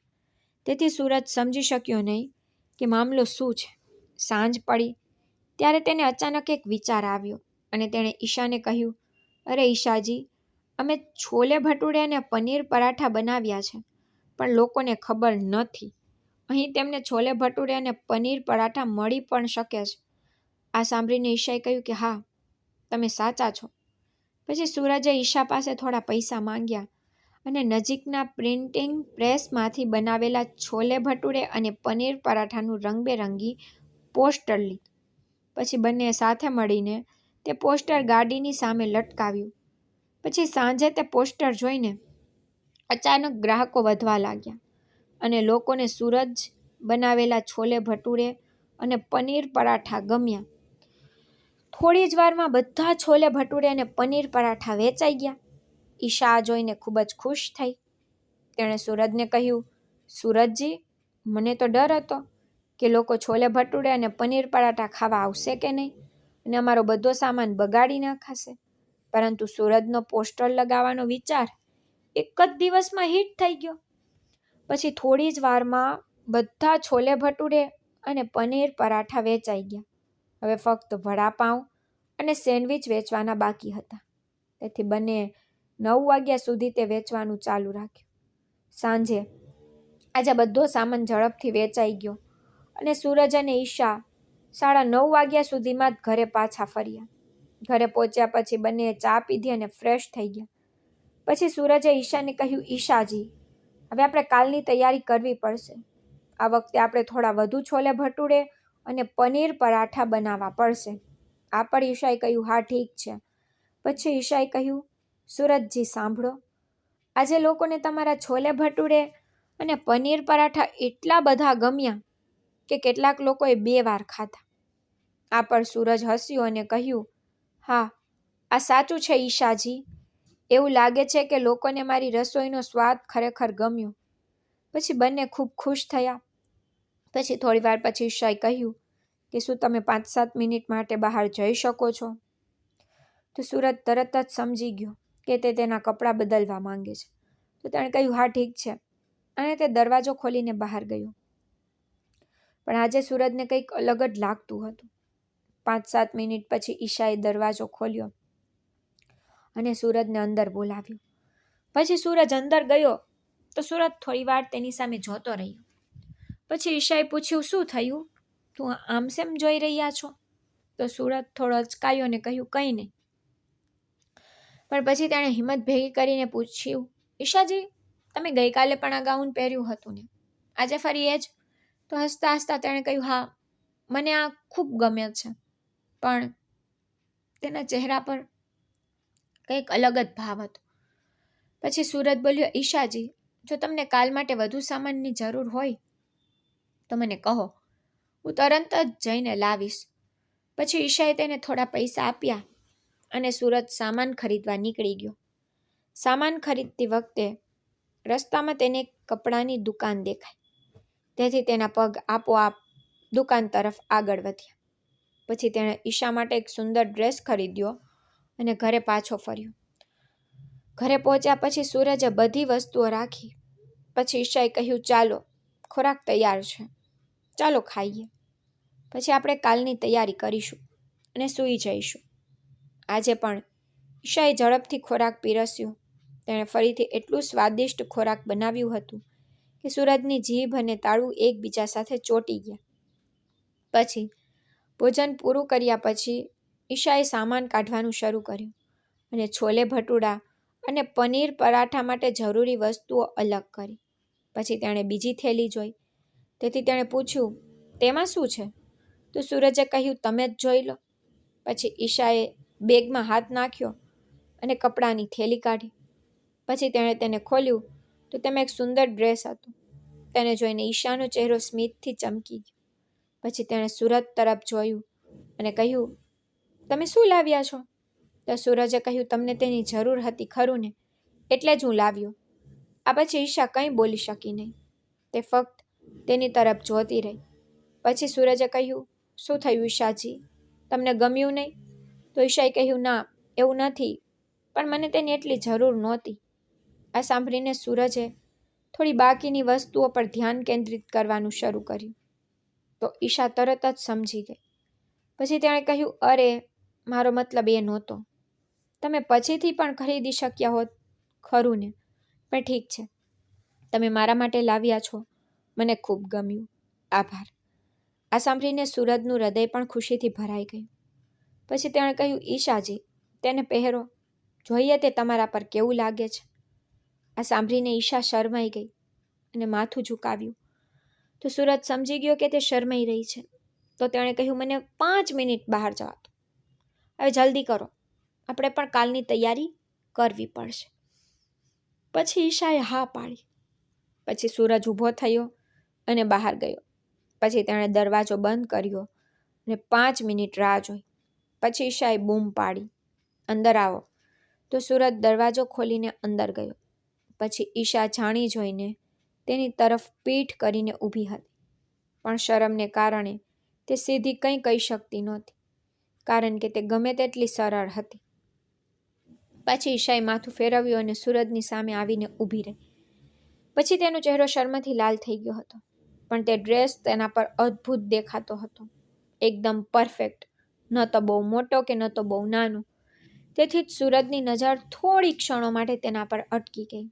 પછી કદાચ ઈશાને થોડું અજુગતું લાગ્યું, એટલે તેણે કહ્યું, ચાલો, હવે આપણે કાલની તૈયારી કરવી પડશે. આ સાંભળીને સૂરજ ભાનમાં આવ્યો અને પછી બંને સાથે મળીને કાલની તૈયારી કરવા લાગ્યા. પછી બધું કામ પૂરું કર્યા પછી બંને પોતપોતાની જગ્યાએ સૂઈ ગયા. ઈશા પલંગ પર સૂઈ ગઈ અને સૂરજ ચાદર પાથરીને જમીન પર સૂઈ ગયો. સૂતા પહેલા સૂરજના મનમાં વારંવાર ઈશાનો લાલ ચહેરો ફરતો હતો. તે સમયે તે પલંગની ડાબી બાજુ સૂતો હતો. તેથી તેણે એકવાર ઈશા તરફ જોયું. પછી તે પલંગ પર હતી, પણ તે તેને જોઈ શક્યો નહીં. ફક્ત તેનો ડાબો હાથ પલંગની ધાર પર લટકતો હતો. તેથી તેની આંગળીઓ અને કાંડા સૂરજને દેખાતા હતા. પછી ઈશાના તે નરમ કાંડાને જોઈને સૂરજના મનમાં એક વિચાર આવ્યો કે તે ઈચ્છે છે કે તે તેનો નરમ હાથ પોતાના હાથમાં પકડી શકે. તેણે તેની આંગળીઓને હળવેથી સ્પર્શ કરીને તેની આંગળીઓ તેમાં ફસાવી દેવી જોઈએ. પણ તેના હૃદયે તરત જ તેને રોકી દીધો. સૂરજ, આ વિચાર ફક્ત તમારા વિચારોમાં જ રાખજો, સમજાયું? પછી ધીમે ધીમે સૂરજની આંખો બંધ થઈ ગઈ અને તે કાંડા તરફ જોતો રહ્યો. પછી સવારે ઈશાએ તેને જગાડ્યો. ત્યાં સુધીમાં તે સ્નાન કરી ચૂકી હતી અને બધી તૈયારીઓ થઈ ગઈ હતી. પણ હવે ખબર નથી કે સૂરજને કેમ વારંવાર તેને જોવાનું મન થઈ રહ્યું હતું. તે સમજી શકતો નહોતો કે શું થઈ રહ્યું છે, કારણ કે તે ઈશાની આંખોમાં કંઈક અલગ જ જોઈ રહ્યો હતો, જાણે તે આંખો કંઈક કહેવા માંગતી હોય. પછી બંને ઝડપથી તૈયાર થઈ ગયા અને ગાડી લઈને પોતાની સામાન્ય જગ્યાએ પહોંચી ગયા. પછી સૂરજે સૌથી પહેલાં છોલે ભટુરે અને પનીર પરાઠાનું પોસ્ટર ગાડીની સામે લગાવ્યું અને છોલે ભટુરે અને પનીર પરાઠા બનાવવાનું શરૂ કર્યું. ભોજન તૈયાર થતાં જ ગ્રાહકોની ભીડ થઈ ગઈ. તે વિસ્તારમાં નાસ્તા માટે બીજું બધું જ ઉપલબ્ધ હતું, પરંતુ પંજાબી ડીશ, છોલે ભટુરે, પનીર પરાઠા ઉપલબ્ધ નહોતા. તેથી લોકો માટે આ સ્વાદ નવો હતો અને આવી વસ્તુઓ નજીકમાં ક્યાંય ઉપલબ્ધ નહોતી. તેથી જ ગાડી પર ઘણી ભીડ હતી. પછી સૂરજે પોતાના કપડાની બાંય ફેરવી અને ઝડપથી છોલે ભટુરે અને પનીર પરાઠા બનાવવાનું શરૂ કર્યું અને ઈશાએ ગ્રાહકોને તે પીરસવાનું શરૂ કર્યું અને માત્ર 4 કલાકમાં બધા છોલે ભટુરે અને પનીર પરાઠા વેચાઈ ગયા, જેના કારણે આજે તેમને પણ સારી કમાણી થઈ ગઈ હતી. તેથી ઈશા ખૂબ ખુશ હતી. સૂરજ પણ મનમાં ખૂબ ખુશ હતો, કારણ કે તેની મહેનત રંગ લાવી રહી હતી. તે પછી તેને બપોરે વડાપાઉં અને સેન્ડવિચ બનાવવાનું શરૂ કર્યું. તે પણ સારું વેચાણ થઈ રહ્યું હતું. પછી ઈશાએ કહ્યું, સૂરજજી, જુઓ, આજે પણ છોલે ભટુરે અને પનીર પરાઠા ઓછા પડ્યા. જો થોડું વધારે લાવ્યા હોત તો તે પણ વેચાઈ ગયું હોત. આ પર સૂરજે કહ્યું, હા ઈશાજી, તમે સાચા છો. તે દિવસે સાંજે 4 વાગ્યા સુધીમાં બંને ગાડી પેક કરી અને 7:15 વાગ્યે બધો સામાન લઈને ઘરે પાછા ફર્યા. આજે ઈશા ખૂબ ખુશ હતી. તેથી તેણે કહ્યું, સૂરજજી, મારી દીકરી રિયાને મારા પિતરાઈ ભાઈ પાસે છોડીને 2 દિવસ થઈ ગયા છે. સૂરજજી, શું હું રિયાને લાવું? આ પર સૂરજે કહ્યું, હા, ચોક્કસ લઈ આવો. પછી ઈશા તેની દીકરીને લેવા ગઈ તો હવે સૂરજે ઘરમાં એકલો હતો. તેથી તેના મનમાં વિવિધ વિચારો આવવા લાગ્યા. તે વિચારવા લાગ્યો કે છોલે ભટુરે અને પનીર પરાઠાના વ્યવસાયને કેવી રીતે આગળ લઈ જવું. પછી તેને તેના માતા પિતાની યાદ આવી. તેથી તેણે વિચાર્યું કે જો તેને થોડો ફ્રી સમય મળશે તો તે તેમને ફોન કરશે. પણ પછી તેણે મનમાં નક્કી કર્યું કે તે હવે ફોન નહીં કરે. જો તેઓ સૂરજને પૂછે છે કે તું ક્યાં કામ કરે છે, ક્યાં રહે છે, તો હું શું જવાબ આપીશ? પછી તે 4 પ્રશ્નો પૂછશે અને જો હું યોગ્ય રીતે જવાબ ન આપી શકું તો માં બિનજરૂરી રીતે ચિંતા કરશે અને પિતા પણ ગુસ્સે થશે. તેથી તેણે નક્કી કર્યું કે હમણાં માતા પિતાને ફોન કરવો કે જાણ કરવી યોગ્ય નથી. થોડીવાર પછી ઈશા તેની પુત્રી રિયા સાથે ઘરે પાછી ફરી.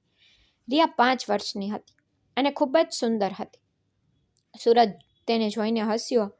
જ્યારે રિયા થોડી ડરી ગઈ ત્યારે ઈશાએ તેને સમજાવ્યું, સૂરજ કાકા છે રિયા, તે અમારા વડાપાવ અને સેન્ડવિચની રેકડીમાં અમને મદદ કરે છે.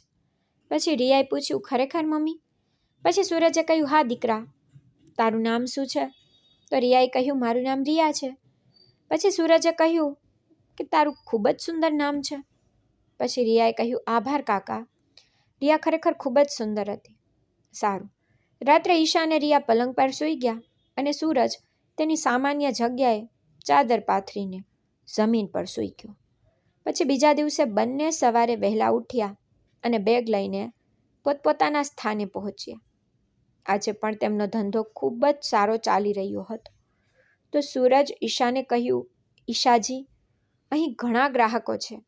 આપણે વધુ છોલે ભટુરે અને પનીર પરાઠા બનાવવા જોઈએ અને જો શક્ય હોય તો આપણે એક નાની દુકાન પર ભાડે લેવી જોઈએ, જેથી આપણે ત્યાં બધી વસ્તુઓ યોગ્ય રીતે ગોઠવી શકીએ અને ગ્રાહકોને બેસવા માટે જગ્યા મળે. પછી સૂરજની વાતથી ઈશા પ્રભાવિત થઈ. બાય ધ વે, તે જાતે પોતાની રેકડી મૂકતી હતી. તેની નજીક એક નાની દુકાન ખાલી હતી. તેથી બંને વાત કરી અને ભાડું નક્કી કર્યું અને તે દુકાન લીધી. પછી તેઓએ બધી વસ્તુઓ ત્યાં ખસેડી અને દુકાનને સુંદર રીતે સજાવી. પછી તેઓએ નક્કી કર્યું કે તેઓ મંગળવારથી તે દુકાનમાંથી ધંધો શરૂ કરશે. પછી મંગળવારે સવારે જ્યારે બંને તે દુકાન પર પહોંચ્યા ત્યારે સૂરજે કહ્યું, ઈશાજી, તે એક નવી જગ્યા છે, તેથી ચાલો પહેલાં ભગવાનની પૂજા કરીએ. પછી બંને દિવાલ પર ભગવાનનો એક નાનો ફોટો લગાવ્યો. પછી તેઓએ પૂજા કરી અને પછી પોતાનો ધંધો શરૂ કર્યો. તે દુકાન પર છોલે ભટુરે અને પનીર પરાઠાનું પોસ્ટર લટકાવવામાં આવ્યું અને બધી વસ્તુઓ યોગ્ય રીતે સેટ કરવામાં આવી. આ પછી તેમનો ધંધો વધુ ખીલવા લાગ્યો, કારણ કે વેચાણ દરરોજ વધી રહ્યું હતું. કારણ કે ગ્રાહકોને સુરત દ્વારા બનાવેલા છોલે ભટુરે અને પનીર પરાઠાનો સ્વાદ ગમતો હતો, તો કેટલાક ત્યાં જમતા અને કેટલાક પાર્સલ લેતા. એક દિવસ ઈશા તેની દીકરી રિયાને લઈને તે દુકાને ગઈ. રિયા પણ આ બધું જોઈને ખૂબ ખુશ થઈ. તે બપોરે એક સ્ત્રી ઈશા પાસે આવી. તેને જોઈને ઈશા ખૂબ જ ખુશ થઈ ગઈ અને તેને ગળે લગાવી. પછી રિયાએ પણ તે સ્ત્રીને ગળે લગાવી. પછી ઈશાએ સૂરજને કહ્યું, સૂરજજી, આ મારી પિતરાઈ બહેન રીના છે. અમે પિતરાઈ ભાઈ બહેન છીએ, પણ સગી બહેનોની જેમ. પછી સૂરજજીએ રીનાને નમસ્તે કહ્યું અને રીનાએ પણ જવાબમાં નમસ્તે કહ્યું. રીના થોડીવાર ત્યાં રહી. પછી તે તેની એક મિત્ર સાથે ચાલી ગઈ. આ પછી રિયાએ થોડા દિવસો રીના સાથે રહેવાની હતી, કારણ કે ધંધો સારો ચાલી રહ્યો હતો અને કામ એટલું વધી ગયું હતું કે સૂરજ અને ઈશાએ અનિલ નામના છોકરા અને માલતી નામની સ્ત્રીને નોકરી પર રાખી. ઈશા હવે મોટે ભાગે હિસાબ કિતાબમાં વ્યસ્ત રહેતી હતી અને તેનો સમય પૈસા ભેગા કરવામાં પસાર થતો હતો. બાકીનું કામ અનિલ અને માલતી સંભાળતા. સૂરજ અને ઈશા વચ્ચેનો તાલમેલ અદ્ભુત બની ગયો હતો, કારણ કે હવે એવું લાગતું નહોતું તેઓ એકબીજા માટે અજાણ્યા છે. તેના બદલે તેઓ એકબીજાની ખૂબ નજીક લાગતા હતા, કારણ કે બંનેને એકબીજા પર સંપૂર્ણ વિશ્વાસ હતો, જેના કારણે કામ પણ ઝડપથી થઈ રહ્યું હતું. તેમણે છોલે ભટુરે અને પનીર પરાઠાનો ધંધો શરૂ કર્યો. હવે 1 મહિનો પૂર્ણ થયો, તેથી બંનેએ નક્કી કર્યું કે તેઓ મહિનાના છેલ્લા દિવસે બધો હિસાબ કિતાબ કરશે. પછી છેલ્લા દિવસે રાત્રિ ભોજન કર્યા પછી બંને પલંગ પર બેસીને હિસાબ કિતાબ શરૂ કરી. પછી બધા ખર્ચા કાપીને 1,10,000નો સ્પષ્ટ નફો થયો, જેના કારણે ઈશા ખુશીથી ઉછળી પડી. પછી તેણે કહ્યું કે મેં મારા સપનામાં પણ કલ્પના નહોતી કરી કે સૂરજજી આટલી બધી કમાણી થશે. પછી તેણે ખુશીથી સૂરજને હળવેથી ગળે લગાવ્યું. સૂરજ પણ ખૂબ ખુશ હતો. પછી તેણે કહ્યું, ઈશાજી, ચાલો કાલે તમારા માટે એક સરસ સાડી ખરીદીએ. આ પર ઈશાએ તરત જ કહ્યું, ફક્ત મારા માટે?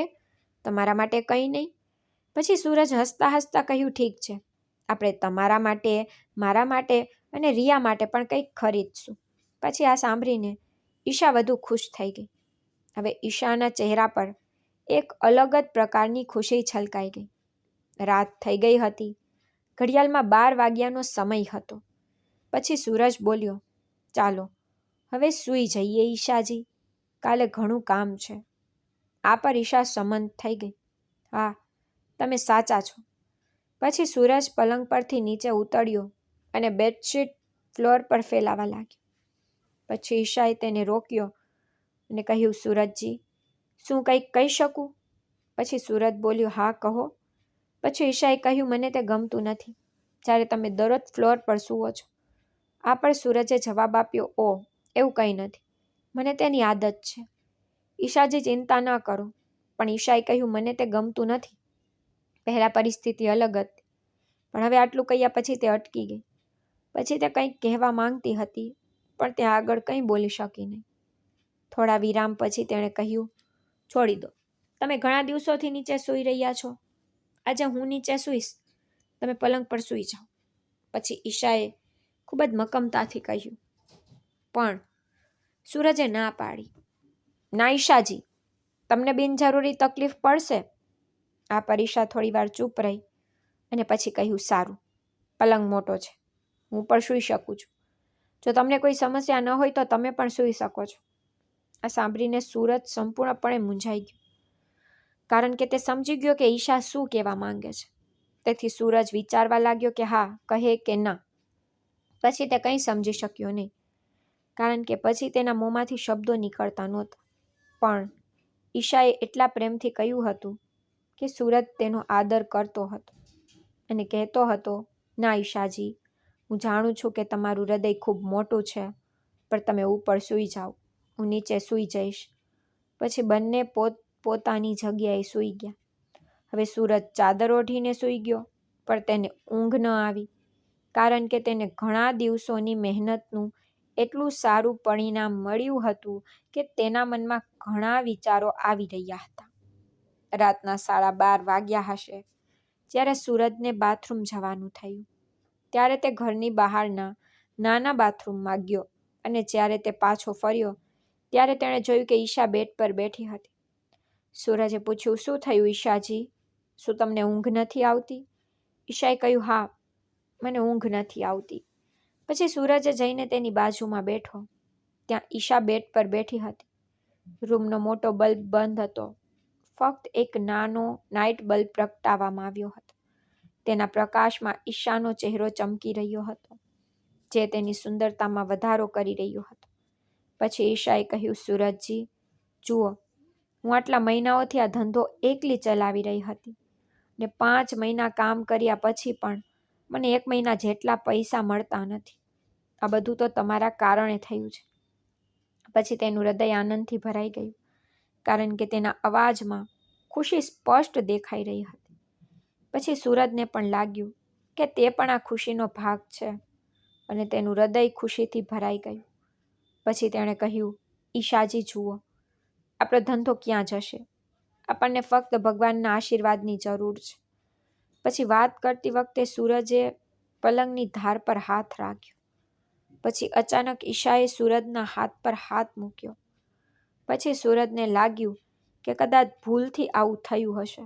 તેથી તેણે ઝડપથી પોતાનો હાથ દૂર કર્યો, પરંતુ થોડી વાર પછી તેને ખ્યાલ આવ્યો કે તેણે ખોટું કર્યું છે, કારણ કે ઈશા તે ક્ષણે ખૂબ જ ભાવુક હતી. સારું, થોડી વાર વાત કર્યા પછી બંને સૂઈ ગયા. પણ તે રાતનો તે ક્ષણ સૂરજના હૃદયમાં ઊંડે સુધી ઉતરી ગયો.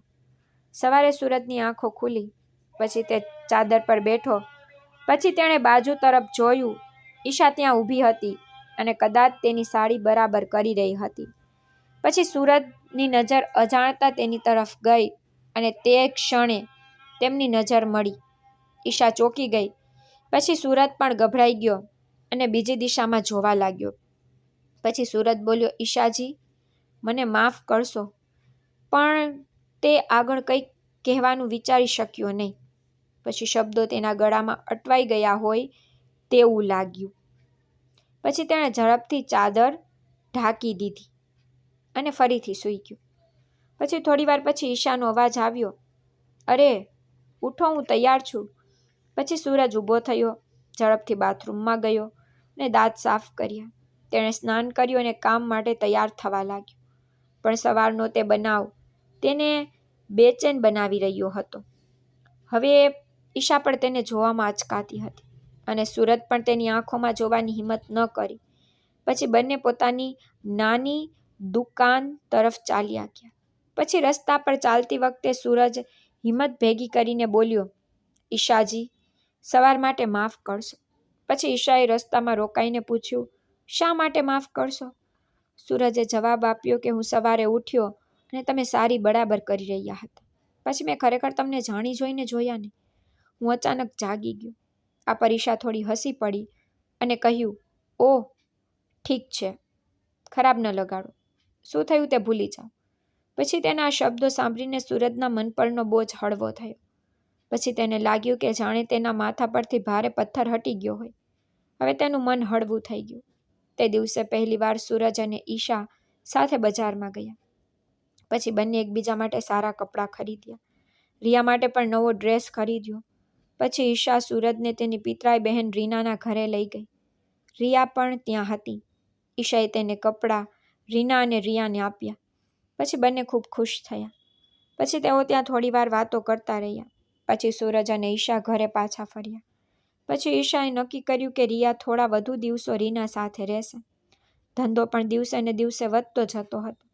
હવે ઈશા દુકાન અને ઘર માટેનો સામાન લાવતી હતી. તે બધા હિસાબ પણ રાખતી હતી.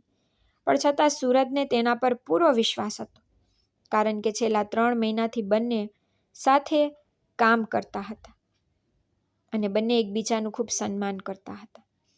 આ 3 મહિનામાં તેમના વિચારોમાં ક્યારેય કોઈ સંઘર્ષ નહોતો. જો ઈશાને કોઈ વાત સમજાતી ન હોત તો સૂરજ તેને યોગ્ય સલાહ આપતો હતો અને તે ખૂબ જ આદરથી તેનું પાલન કરીને કામ કરતી હતી. અને પછી સૂરજના નિર્ણયો હંમેશા સાચા સાબિત થતા હતા, જેના કારણે ધંધો પણ ઝડપથી વધતો હતો. હવે છોલે ભટુરે અને પનીર પરાઠાના ધંધાને 3 મહિના વીતી ગયા હતા. આ 3 મહિનામાં બધા ખર્ચાઓ કાઢીને 3 લાખનો નફો થયો. હવે ધંધામાં વધારો થવાને કારણે તેમણે હોટેલમાં કેટલીક વધુ મહિલાઓને નોકરી પર રાખી હતી. એક રાત્રે સૂરજ અને ઈશા રાત્રિ ભોજન કર્યા પછી પોતપોતાની જગ્યાએ સૂઈ રહ્યા હતા. રાતનો 1 વાગ્યો હતો. પછી કદાચ ઈશાને તરસ લાગી હશે એટલે તે પાણી પીવા માટે ઊભી થઈ. પછી પહેલાં તેણે બલ્બ પ્રગટાવ્યો અને સૂરજ પણ જાગી ગયો. પણ પછી તે હજુ પણ ધાબળામાં હતો, પણ ઈશા માટીના વાસણમાંથી પાણી કાઢી રહી હતી. પછી અચાનક તેની નજર દિવાલ પર ગઈ અને તે જોરથી ચીસ પાડી. પછી તેનો હાથ ડરથી ધ્રુજી ગયો અને પાણીનો વાસણ નીચે પડી ગયો, જેના કારણે પાણીના વાસણનું બધું પાણી રૂમમાં ફેલાઈ ગયું. પછી સૂરજ ઉતાવળમાં જાગી ગયો. પછી તેણે પોતાની ભીની ચાદર ઉપાડી. હવે આખા રૂમમાં પાણી ફેલાઈ ગયું હતું, તેથી તે ઝડપથી ટોપલી લઈને પાણી બહાર ફેંકવા લાગ્યો. પછી ઈશા પણ ટબ લઈને આવી અને પાણી ઉપાડવા લાગી. પછી બંનેએ સાથે મળીને ઝડપથી બધું સાફ કર્યું. પણ હવે સૂરજની ચાદર સંપૂર્ણપણે ભીની થઈ ગઈ હતી, તેથી હવે તે પલંગ પર બેઠો. હવે નીચેનો ફ્લોર પણ ભીનો થઈ ગયો હતો. પછી ઈશાએ ઉદાસ અવાજમાં કહ્યું, હવે શું કરવું? તો સૂરજે કહ્યું કે મને પણ કંઈ સમજાતું નથી. પછી ઈશાએ કહ્યું કે આ મારી ભૂલને કારણે થયું. મેં દિવાલ પર ગરોળી જોઈ અને મને ગરોળીથી ખૂબ ડર લાગે છે, એટલા માટે મેં ચીસો પાડી અને મારા હાથની હિલચાલથી વાસણ નીચે પડી ગયું. મારા કારણે જ ઘરમાં પાણી ફેલાઈ ગયું. પછી તેના ચહેરા પર ઉદાસી સ્પષ્ટ દેખાઈ રહી હતી. સૂરજે કહ્યું, અરે ઈશાજી, એવું કંઈ નથી. આવી નાની નાની વાતો તો થાય છે. આપણે બધું સાફ કરી દીધું છે. આ પણ જરૂરી હતું. હવે આટલું ખરાબ ન લગાડો. નાની નાની વાતો બનતી રહે છે. આપણે એડજસ્ટ થઈશું ખરું ને? પછી ઈશાએ કહ્યું, હા, પણ કેવી રીતે સૂરજજી? હવે આજે રાત્રે તમારે બેડ પર સૂવું પડશે અને આપણે એડજસ્ટ થવું પડશે. આના પર સૂરજે માથું હલાવ્યું અને કહ્યું, હા ઠીક છે. પછી ઈશાએ દરવાજો બંધ કરી દીધો અને બંને બેડ પર સૂવા લાગ્યા. હવે ઈશા દિવાલ તરફ થોડી આગળ વધી અને તેણે સૂરજ માટે અડધો બેડ ખાલી છોડી દીધો. પછી તેણે સૂરજજીને પૂછ્યું, શું તમે આટલી જગ્યામાં સૂઈ શકશો? તો સૂરજે કહ્યું, હા, થઈ જશે, કોઈ વાંધો નહીં. પછી તે ઈશાની ડાબી બાજુના પલંગ પર બેઠો અને સૂઈ ગયો. બંને ઘણા મહિનાઓથી એક જ ઘરમાં રહેતા હતા, પણ તેઓએ ક્યારેય એકબીજાની મર્યાદા ઓળંગી નહીં. એવું નહોતું કે સૂરજને ઈશા પસંદ નહોતી, પણ તેણે ક્યારેય એવું વર્તન કર્યું નહીં કે ઈશાને તેના માટે અપમાન લાગે. પણ આજની રાત અલગ હતી. સૂરજની બધી ચાદર ભીની હતી. ઈશા પાસે ફક્ત એક જ ચાદર બાકી હતી, તેથી તેણે અડધી ચાદરથી પોતાને ઢાંકી દીધી અને બીજી અડધી સૂરજને આપી દીધી. તેથી હવે બંને એકબીજાની ખૂબ નજીક સૂઈ ગયા. પછી સૂરજે પોતાનો એક હાથ તેની છાતી પર રાખ્યો અને બીજો હાથ લાંબો છોડી દીધો. પછી તેની નાની આંગળી ઈશાના ડાબા હાથને હળવેથી સ્પર્શી રહી હતી. પછી બંને થોડીવાર ચૂપ રહ્યા. પછી સૂરજે ઈશાજીને પૂછ્યું, શું તમે કંઈ વિચાર્યું છે? અમારો ધંધો સારો ચાલી રહ્યો છે, નફો પણ વધી રહ્યો છે. આ પૈસાનું આગળ શું કરવું? શું તમે કોઈ યોજના બનાવી છે? તો ઈશાએ કહ્યું, ના સૂરજજી, હું ફક્ત તમારી સલાહ અને કામનું પાલન કરું છું. મેં ક્યારેય સ્વપ્નમાં પણ વિચાર્યું નહોતું કે મારી નાની રેકડી આટલી મોટી દુકાન બનશે. આ બધું તમારા કારણે થયું છે. તો તમે જ નક્કી કરો કે આગળ શું કરવું. હું તમારા નિર્ણયને સંપૂર્ણપણે મંજૂર કરીશ. પછી ઈશાના શબ્દો સૂરજના હૃદયને સ્પર્શી ગયા, કારણ કે તેની મહેનત અને ઈશાના જુસ્સાએ તેમને અહીં લાવ્યા હતા. અને હવે તેની હિંમત સૂરજને આગળ વધવાની શક્તિ આપી રહી હતી. તેથી સૂરજને લાગ્યું કે સમસ્યાઓ હંમેશા આવે છે, પરંતુ તેમને દૂર કરીને આગળ વધવું એ જ ખરી સફળતા છે. આ વિચારીને તેણે કહ્યું, ઈશાજી, શું તમને ઊંઘ આવી રહી છે? આનો જવાબ ઈશાએ ઊંડા અવાજ આપ્યો, ના, મને બિલકુલ ઊંઘ નથી આવતી. મને કહો કે તમે શું વિચારી રહ્યા છો? તો સૂરજ બોલ્યો, ઈશાજી, આપણે નવું ઘર ખરીદવું જોઈએ અને ત્યાં રહેવું જોઈએ. આ વિશે તમારો શું વિચાર છે? તો ઈશાએ ખુશીથી કહ્યું, વાહ, આ તમારો ખૂબ જ સારો વિચાર છે. પછી બંનેએ પોતાના વ્યવસાય વિશે વાત શરૂ કરી, પણ તે દરમિયાન ઈશાની નાની આંગળીનો નરમ સ્પર્શ સૂરજની આંગળીને સ્પર્શી રહ્યો હતો. તે સ્પર્શથી સૂરજનું મન બેચેન થઈ રહી ગયું અને તેનું હૃદય જોરથી ધબકવા લાગ્યું. પછી તેને લાગ્યું કે ઈશાના શ્વાસ પણ ઝડપી હતા અને સૂરજની હાલત પણ અલગ નહોતી. પછી અજાણતા તેની આંગળીઓ ઈશાની આંગળીઓને સ્પર્શતી રહી, પણ સૂરજ પોતાનો હાથ દૂર ન કર્યો અને ઈશાએ પણ પોતાનો હાથ પાછો ન ખસેડ્યો. પછી તેમની આંગળીઓ એકબીજાને હળવાશથી સ્પર્શતી રહી અને કંઈ બોલ્યા વિના. તે સ્પર્શમાં ઘણું બધું કહેવામાં આવી રહ્યું હતું. પછી થોડીવાર વાત કર્યા પછી બંને સૂઈ ગયા. પછી રાત્રિના ત્રીજા પહોરે જ્યારે સૂરજે આંખો ખોલી ત્યારે તેણે જોયું કે ઈશાનો હાથ તેના હાથ પર હતો. તે તેની એક બાજુ તેની સામે સૂઈ રહી હતી. પછી તેનો એક પણ સૂરજના પગની નજીક હતો. તેથી સૂરજ ખૂબ જ કાળજીપૂર્વક તેનો હાથ ઉપાડીને તેની બાજુમાં મૂક્યો, એટલી હળવેથી કે ઈશાની ઊંઘ તૂટી ન જાય. પછી રૂમમાં એક નાઇટ બલ્બ ચાલુ હતો. તેના ઝાંખા પ્રકાશમાં ઈશાનો ચહેરો વધુ સુંદર દેખાતો હતો. તેના હોઠ પર હળવું સ્મિત હતું. સૂરજ એને જોતો રહ્યો. પછી તે પણ એક બાજુ ફરીને ઈશા તરફ મુખ કરીને સૂઈ ગયો. હવે તેનો ચહેરો ઈશાના ચહેરાની ખૂબ નજીક હતો. તેને જોતા સૂરજને લાગ્યું કે તે ઈચ્છે છે કે આ રાત ક્યારેય પૂરી ન થાય અને ઈશાનો સુંદર ચહેરો હંમેશા તેની આંખો સામે રહે. પછી તેને જોતા સૂરજની આંખો પણ બંધ થઈ ગઈ અને તે ફરીથી સૂઈ ગયો. સવારે જ્યારે સૂરજ જાગ્યો ત્યારે ઈશા પહેલેથી જ જાગી ગઈ હતી અને સ્નાન કરીને ઘરનું ઘણું કામ પૂરું કરી ચૂકી હતી. પછી સૂરજ પણ જાગી ગયો અને બંને તે દિવસની તૈયારી કરવા લાગ્યા. પણ પાટલી રાતની તે ક્ષણ સૂરજના મનમાં કાયમ માટે વસી ગઈ હતી. તે નાજુક, મીઠી ક્ષણો અને અકથિત લાગણીઓએ સૂરજ અને ઈશાને વધુ મહેનત કરવા પ્રેરણા આપી. માર્ગ દ્વારા બંને પૈસાની બાબતમાં ખૂબ કાળજી રાખતા હતા. ઈશા બિલકુલ બગાડતી નહોતી અને સૂરજને પણ આવી આદત નહોતી. તેથી તેમનો ધંધો ખૂબ સારો ચાલી રહ્યો હતો. પછી સૂરજે નક્કી કર્યું કે ટૂંક સમયમાં તે થોડો સમય કાઢીને ગામ જઈને તેના માતા પિતાને મળશે. જો ઈશા સંમત થાય તો તે તેને પણ સાથે લઈ જશે.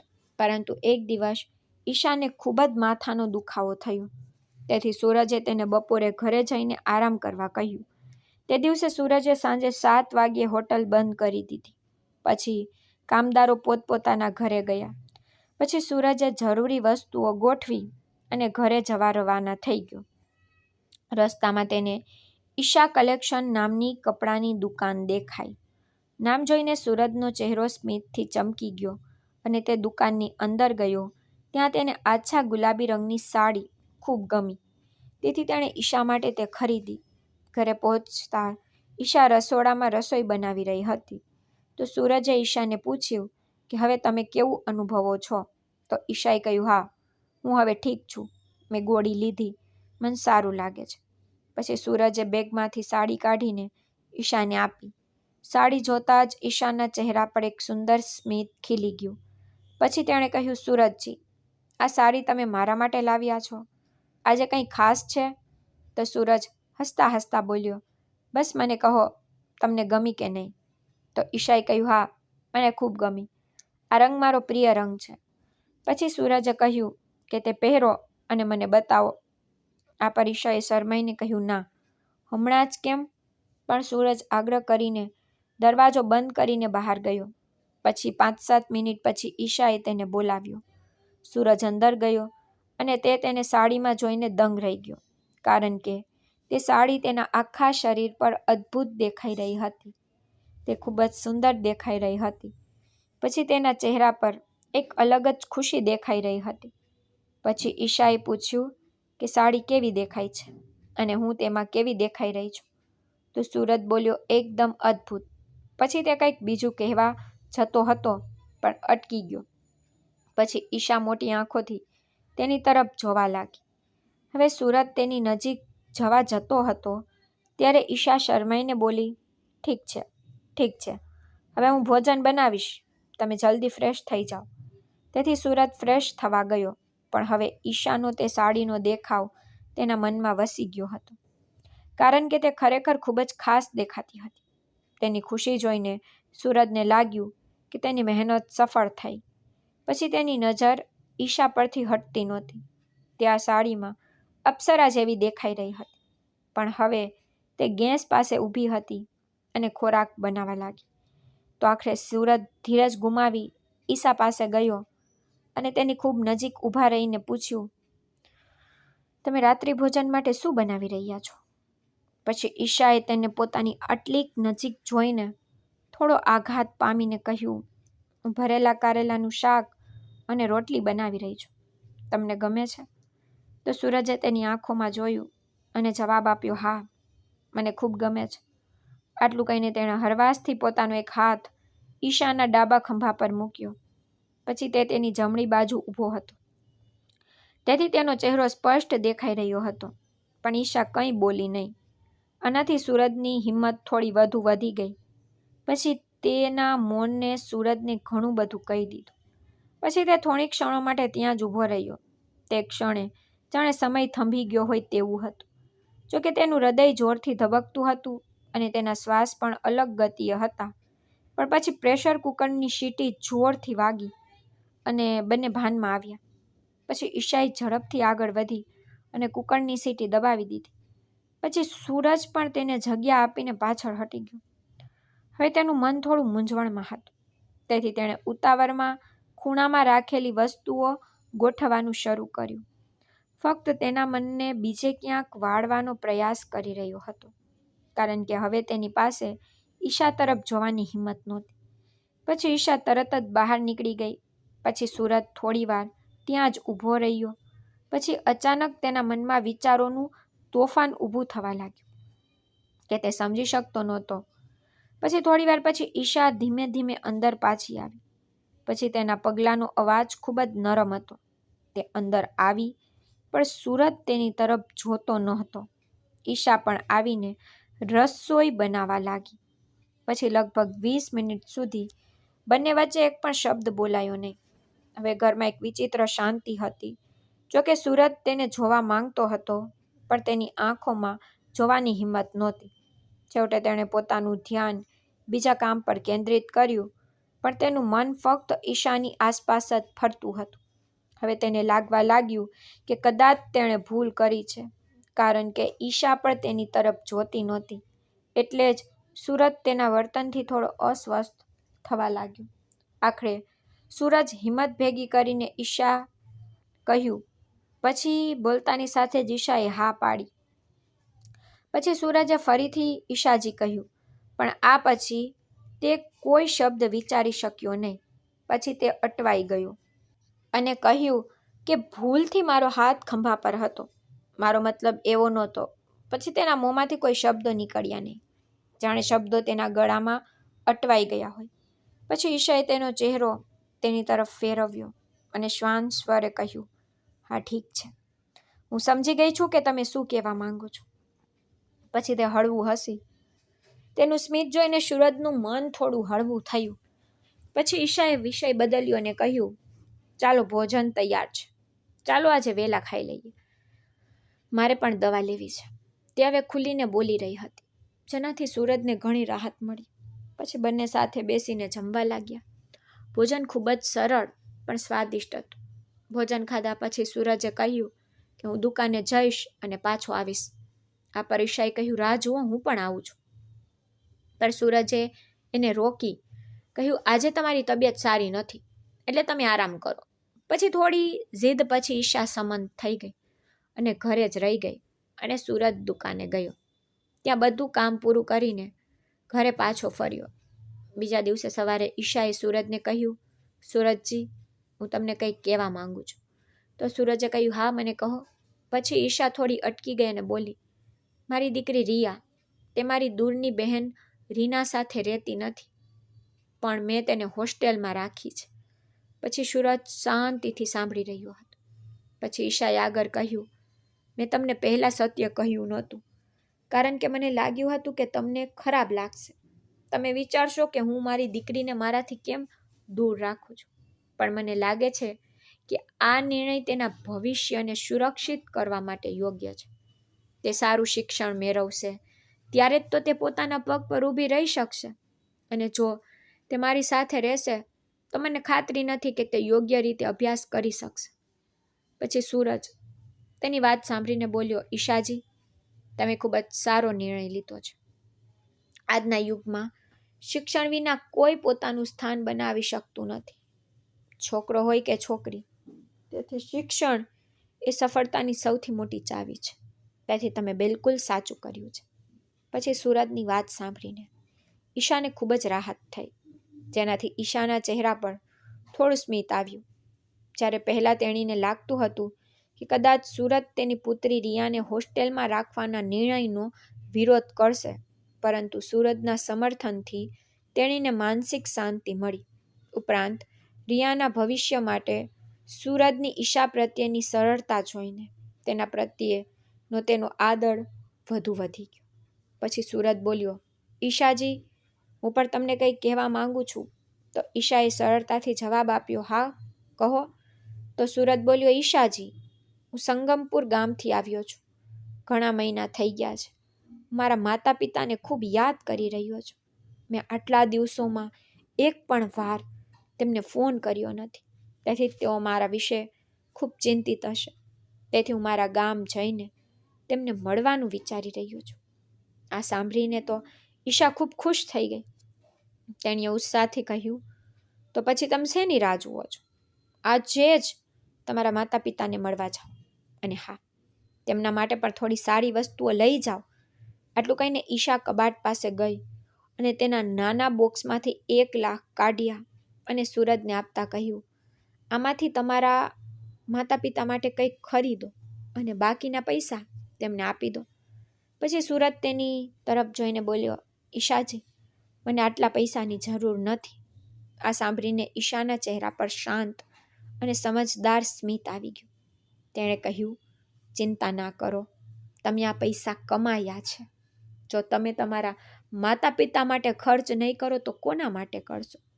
તો તમે મુક્તપણે ખર્ચ કરો જેથી તેઓ ખુશ થાય. પછી સૂરજ તેના શબ્દોથી ભાવુક થઈ ગયો. પછી તેણે કહ્યું, આભાર ઈશાજી, પણ હું જરૂર હોય તેટલા ખર્ચીશ, બાકીના પાછા લાવીશ. આ વાત સાંભળીને ઈશા હળવું હસી અને તેના ખંભા પર થપથપાવીને કહ્યું, આવું બિલકુલ ના કરતા. તમારે તેમના માટે જે જોઈએ તે ખરીદો અને બાકીના પૈસા તેમને આપી દો. અને હા, જલ્દી પાછા આવજો, હું તમારી રાહ જોઈશ. પછી સવારના 7 વાગ્યા તો સૂરજે પોતાની બેગ તૈયાર કરવાનું શરૂ કર્યું, કારણ કે થોડા દિવસો પહેલાં તેણે એક નવી બેગ ખરીદી હતી.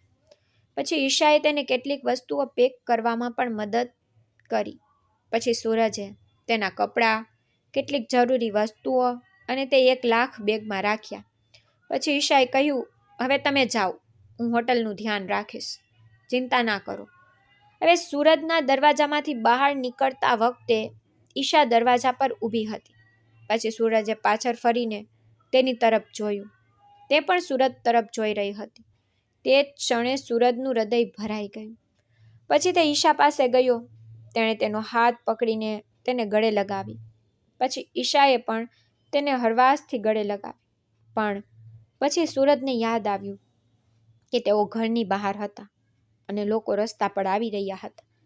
તેથી તેણે ઝડપથી ઈશાને છોડી દીધી અને કહ્યું, હું જલ્દી પાછો આવીશ, ચિંતા ન કરો.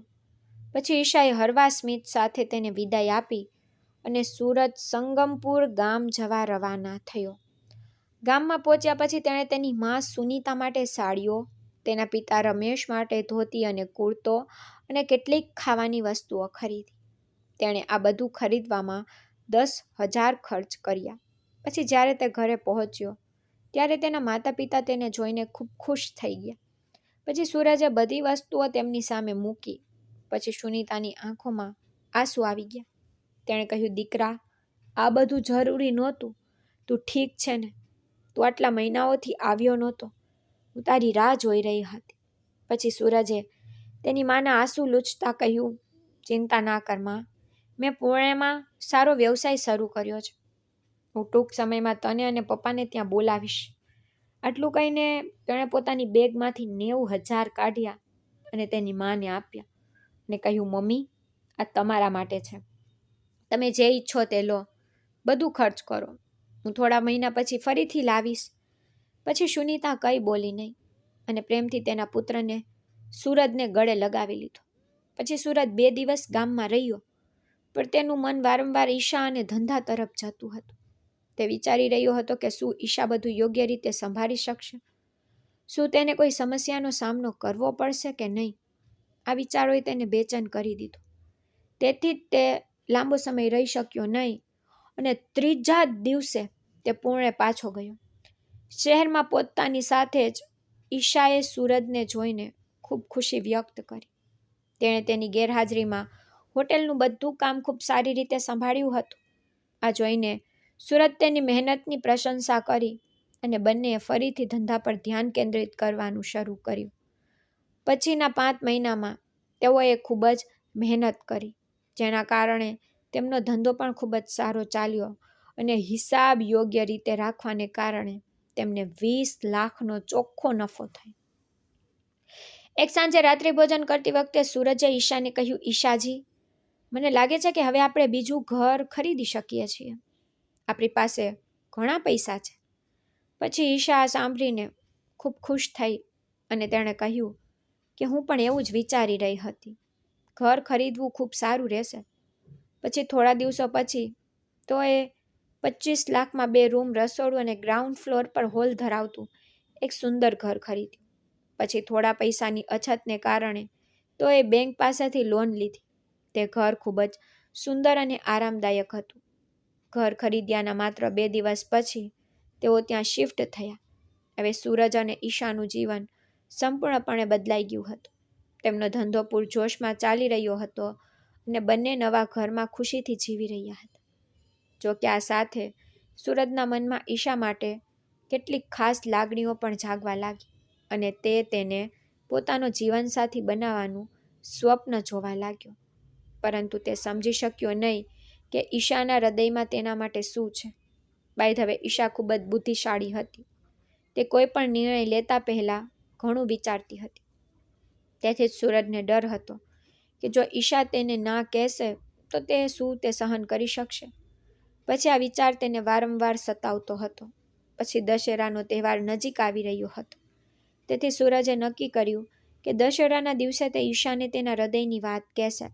તે તેને પૂછશે, ઈશાજી, શું તમે મારી પત્ની બનશો? તે આ ક્ષણ માટે ઘણી તૈયારી કરી રહ્યો હતો અને તે આશાવાદી પણ હતો. પણ તેના મનમાં થોડો ડર હતો કે ઈશાનો જવાબ શું હશે. ટૂંક સમયમાં દશેરાનો દિવસ આવ્યો.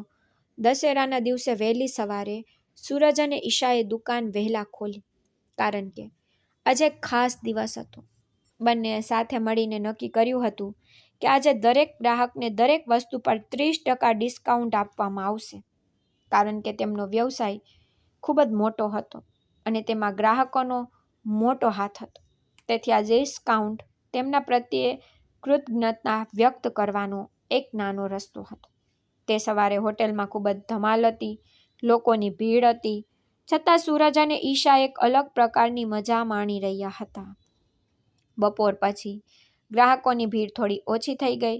તેથી સૂરજના મનમાં એવું હતું કે ગ્રાહકોની સંખ્યા ઓછી થતાં જ તે ઈશાને પોતાની લાગણીઓ જણાવશે, કારણ કે તેણે આ ખાસ પ્રસંગ પસંદ કર્યો હતો. કારણ કે દશેરા 3:30 મુહૂર્તમાંનો એક હતો. તેથી તે તેની પ્રિય ઈશાને પોતાનો પ્રેમ વ્યક્ત કરવા માંગતો હતો. બપોરના લગભગ 2 વાગ્યા હતા. છોલે ભટુરે હોટેલમાં ખાણીપીણી પૂરી કરી ચૂક્યો હતો. તેથી સુરજ તેમને બનાવવા માટે રસોડામાં પાછો ગયો. પછી છોલે ભટુરે તૈયાર કરતી વખતે અચાનક બહારથી કંઈક અવાજ સંભળાયો. તે અવાજ હોટેલની સામેથી આવી રહ્યો હતો. તેથી સુરજ ઝડપથી હાથ ધોઈને બહાર ગયો. પછી તેણે દરવાજા તરફ જોયું અને ઈશા તેની સામે ઊભી હતી અને એક અજાણ્યો વ્યક્તિ કંઈક કહી રહ્યો હતો. ઈશા તેના પર ગુસ્સાથી બૂમ પાડી રહી હતી. પછી સુરજ ઝડપથી તેની પાસે ગયો અને ઈશાજીને પૂછ્યું કે શું થયું? તમે કેમ રડી રહ્યા છો? શાંતિથી કહો, શું વાત છે? પછી તેને તે અજાણ્યા વ્યક્તિ તરફ જોયું અને શ્વાન સ્વરે કહ્યું, ભાઈ સાહેબ, કોઈ પણ ઝઘડો આપણે વાત કરીને ઉકેલીશું. ટેન્શન ન લો. અમે અહીં કોઈને તકલીફ આપવા માંગતા નથી. પણ તે વ્યક્તિએ ગુસ્સાથી સુરજ તરફ જોયું અને કહ્યું કે અરે, તમે ચૂપ રહો, મને સલાહ ન આપો. પછી આ સ્વરથી સુરજને ખૂબ જ ખરાબ લાગ્યું, પણ તેણે પોતાની જાતને કાબૂમાં રાખી. પછી તેણે ઈશા તરફ ફરીને પૂછ્યું, ઈશાજી, આ કોણ છે? તમે તેને ઓળખો છો? તો ઈશાએ ગુસ્સામાં કહ્યું, હા, હું તેને ખૂબ સારી રીતે ઓળખું છું. પછી તે વ્યક્તિએ બૂમ પાડી કે હું ઈશાનો પતિ છું. આ સાંભળીને સુરજના પગ નીચેથી જમીન સરકી ગઈ, કારણ કે તેને ખ્યાલ નહોતો કે આવું કંઈક થઈ શકે છે. પછી તે કોઈક રીતે કાઉન્ટર પર ગયો, કાઉન્ટરનો સહારો લીધો અને કોઈક રીતે ઊભા થવાનો પ્રયાસ કરવા લાગ્યો. હવે તેના મનમાં 1000 વિચારો આવી રહ્યા હતા, પણ તેના મોંમાંથી એક પણ શબ્દ નીકળતો નહોતો. તેણે ઈશા તરફ જોયું અને પૂછ્યું, ઈશાજી, શું તમે જે કહી રહ્યા છો તે સાચું છે? ઈશા ગુસ્સાથી ધ્રુજી રહી હતી, તેથી તે કંઈ બોલી શકી નહીં. પણ ઈશાના ચહેરા પરથી સ્પષ્ટ દેખાઈ રહ્યું હતું તે અજાણ્યો વ્યક્તિ ખરેખર તેનો પતિ જ હતો. પછી ઈશાએ તેના પતિ ધર્મરાજ તરફ જોયું અને ગુસ્સાવાળા સ્વરમાં પૂછ્યું, તને આટલા વર્ષોથી મારી યાદ ન આવી અને હવે અચાનક તને તારી પત્ની યાદ આવી ગઈ? મને છોડતી વખતે તને કંઈ લાગ્યું નહીં? અરે, તું આટલા વર્ષોથી ક્યાં ગુમ હતો? આના પર તેના પતિએ જવાબ આપ્યો, ઈશા, હવે હું પાછો આવી ગયો છું. ભૂલીશ નહીં કે તું મારી પત્ની છે, એટલા માટે મારો પૂરો અધિકાર છે. આટલું કહીને તે ગુસ્સાથી સુરજ તરફ ઈશારો કરીને બૂમ પાડી, અને આ કોણ છે? તેને હમણાં અહીંથી બહાર કાઢો. અમારી હોટલમાં તેનું કોઈ કામ નથી. આ સાંભળીને ઈશાનો ગુસ્સો 7મા આસમાને પહોંચી ગયો. પછી તેણે કડક સ્વરમાં કહ્યું, સાવધાન ધર્મરાજ, જો તું સૂરજ વિશે એક પણ શબ્દ બોલશે તો હું તારો ચહેરો તોડી નાખીશ. આના પર ધર્મરાજ વધુ ગુસ્સે થયો. તેણે બૂમ પાડી, રાહ જુઓ, તમે અહીં રાહ જુઓ, હું જોઈ લઉં. ઈશાએ તરત જ આનો જવાબ આપ્યો, હા, હું અહીં જ છું. તું જે કરી શકે તે કર અને જલ્દી જા, નહીંતર હું પોલીસને બોલાવીશ અને તને તેના હવાલે કરી દઈશ. પછી ધર્મરાજ હાથ હલાવીને ધમકી આપીને ત્યાંથી ચાલ્યો ગયો. જતાં જતાં તેણે કહ્યું, હું જલ્દી આવી રહ્યો છું. તમે જોવો, તમે બધા મુશ્કેલીમાં છો. તેના ગયા પછી હોટેલમાં હોબાળો મચી ગયો. લોકો ભેગા થઈ ગયા. કેટલાક લોકો તો બડબડાટ કરી રહ્યા હતા, જ્યારે કેટલાક લોકો શાંતિથી જોઈ રહ્યા હતા. પછી સૂરજે ઈશાને શાંત પાડી અને ખુરશી પર બેસાડી. તેણે તેને પીવા માટે પાણી આપ્યું. ધીમેથી પૂછ્યું, ઈશાજી, આ કોણ હતો? તે પોતાને તમારો પતિ બોલી રહ્યો હતો. શું આ સાચું છે? ઈશા થોડીવાર ચૂપ રહી. પછી તેની આંખોમાંથી આંસુ સરી પડ્યા. થોડીવાર પછી તેણે ખૂબ જ શ્વાન સ્વરે કહ્યું, હા સૂરજજી, તે જે કહી રહ્યો હતો તે સાચું છે. તે મારો પતિ છે. આ સાંભળીને સૂરજનું મન શૂન્ય થઈ ગયું. તેના મનમાં હજારો પ્રશ્નો ઊભા થયા. પછી તેને લાગ્યું કે જાણે કોઈએ તેના હૃદય પર હથોડી મારી હોય. પછી તે વિચારવા લાગ્યો, તે અત્યાર સુધી ક્યાં હતો અને તે હવે અચાનક કેમ આવ્યો? પછી ઈશા ગુસ્સામાં અને ઉદાસીના સ્વરમાં બોલવા લાગી, તેનું નામ ધર્મરાજ છે. અમે બંને કોલેજના દિવસોમાં સાથે હતા. અમે એકબીજાને ખૂબ પ્રેમ કરતા હતા. હું કોલેજમાં ખૂબ જ હોશિયાર હતી અને મારા માતા પિતાની આર્થિક સ્થિતિ ખૂબ જ સારી હતી. હું તેમની એકમાત્ર પુત્રી હતી. મારા માતા પિતા મોટા ઉદ્યોગપતિ હતા અને સફળ ઉદ્યોગપતિ પણ હતા. તે સમયે મારો ધર્મરાજ સાથેનો પ્રેમ ખૂબ જ ગાઢ હતો. તેથી અમે લગ્ન કરવાનું નક્કી કર્યું. પછી ઈશાએ ઊંડો શ્વાસ લીધો અને આગળ કહ્યું, મેં મારા માતા પિતાને ધર્મરાજ વિશે કહ્યું હતું, પરંતુ તેઓએ આ લગ્નનો સખ્ત વિરોધ કર્યો. પછી મારા પિતાએ મને ધર્મરાજ સાથે લગ્ન કરવાની સ્પષ્ટ ના પાડી. જ્યારે મેં ધર્મરાજને આ વાત કહી ત્યારે તે પણ ગુસ્સે થઈ ગયો. પણ તેણે કહ્યું, તમે મને પ્રેમ કરો છો ને, તો આપણે ભાગી જઈશું અને લગ્ન કરીશું. પછી મને તેના પર પૂરો વિશ્વાસ હતો, તેથી હું તેની સાથે ભાગી ગઈ અને અમે લગ્ન કર્યા. આ કહેતા ઈશાની આંખો ભીની થઈ ગઈ. પરંતુ તે કહેતી રહી કે લગ્ન પછી અમે ઘરે પાછા ફર્યા, પણ મારા પિતાએ મને સ્વીકારી નહીં. ઉલટું તેમણે મને તેમની મિલકત અને પરિવારથી અલગ કરી દીધી, કારણ કે હું ધર્મરાજને ખૂબ પ્રેમ કરતી હતી. તેથી હું કોઈ પણ સંજોગોમાં તેમની સાથે રહેવા તૈયાર હતી. પરંતુ થોડા સમય પછી ધર્મરાજ બદલાઈ ગયો. તે કહેવા લાગ્યો કે તેણે મારા પિતાની મિલકત માટે મારી સાથે લગ્ન કર્યા છે. પછી તેની વાત સાંભળીને મારા પગ નીચેથી જમીન સરકી ગઈ. છતાં હું તેને પ્રેમ કરતી રહી. આ કહેતા ઈશાનો અવાજ વધુ ગંભીર બન્યો, પણ સુરત બધું શાંતિથી સાંભળી રહ્યો હતો. પછી તેણે કહ્યું, છતાં હું મારી મા પાસેથી પૈસા માંગતી રહી અને ધર્મરાજને આપતી રહી. અને આ બધું ઘણા વર્ષો સુધી ચાલ્યું. પછી ઈશાની વાત સાંભળીને સુરજનું હૃદય ડૂબી ગયું. પછી તેણે કહ્યું કે પછી અમારી એક દીકરી રિયા થઈ, પણ ધર્મરાજે ક્યારેય તેને સ્વીકારી નહીં. બલકે મારા પ્રત્યેનો દ્વેષ દિવસે ને દિવસે વધતો ગયો. પછી એક દિવસ મને સમાચાર મળ્યા કે મારી માનું અવસાન થઈ ગયું. કે પછી મારી માનું ઘર પણ મારા માટે સમાપ્ત થઈ ગયું. પછી ધર્મરાજે ખોટો પ્રેમ બતાવ્યો અને બીજી છોકરીને તેના જાળમાં ફસાવી અને તેને લઈને ક્યાંક ભાગી ગયો. ત્યારથી હું એકલવાયુ જીવન જીવી રહી હતી. ત્યારથી મારા પિતાએ મને ક્યારેય સ્વીકારી નહીં. પણ પછી તમે મારા જીવનમાં આવ્યા, સુરજજી. પછી અમે સાથે મળીને આ દુકાનને હોટેલ બનાવી. પણ હવે જ્યારે ધર્મરાજને ખબર પડી કે હું એક મોટી હોટેલની માલિક છું, એટલે જ તે મારા જીવનમાં પાછો આવ્યો. બાય ધ વે, તે મને પ્રેમ કરતો નથી. તે ફક્ત મારા પૈસાનો લોભી છે. પછી ઈશાએ વાત પૂરી કરી, પણ તેની આંખોમાંથી આંસુ અટકતા નહોતા. તેથી સુરત તેની પાસે ગયો. તેણે તેનો હાથ પકડીને કહ્યું, ઈશાજી, ચિંતા ન કરો, હું અહીં છું. હવે હું તે ધર્મરાજને પાઠ ભણાવીશ. તેને ફરીથી અહીં આવવા દો.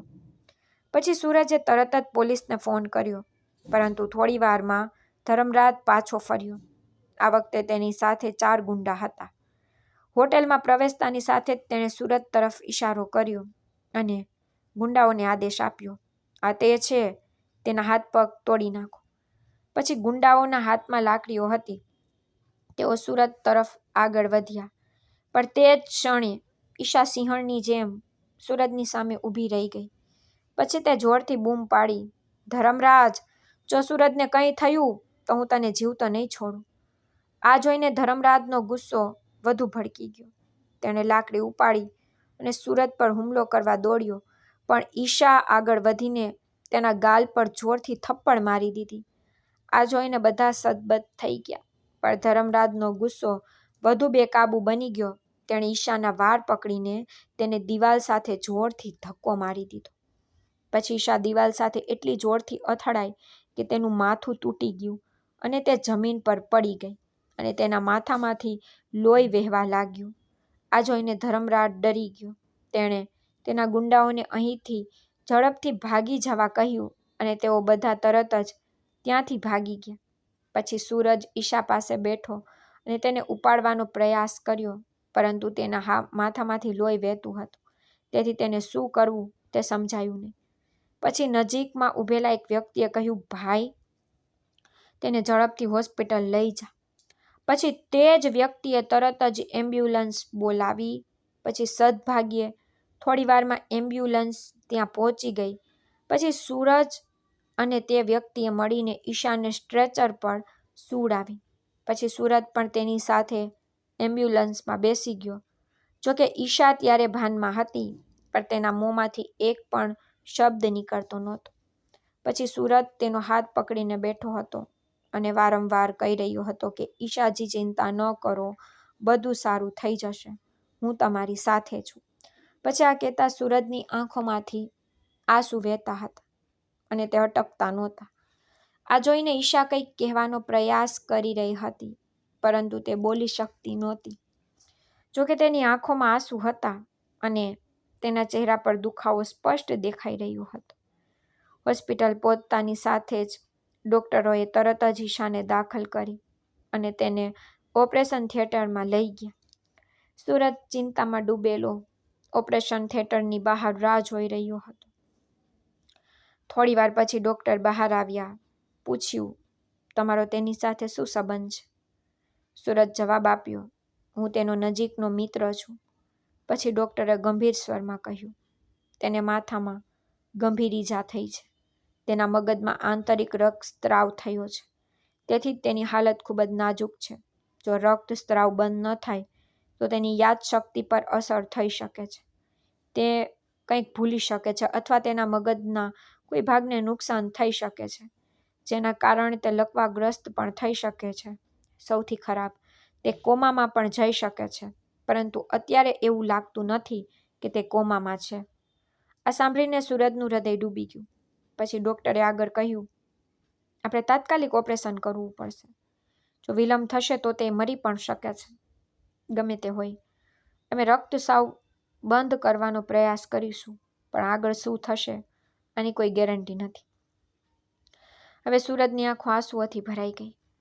પછી તેણે રડતા રડતા કહ્યું, ડૉક્ટર સાહેબ, તમને જે યોગ્ય લાગે ને તે કરો, બસ ઈશાને બચાવો. પછી ડૉક્ટરોએ ઓપરેશનની તૈયારી શરૂ કરી. હવે ઈશાનો ચહેરો સુરતની આંખો સામે હતો.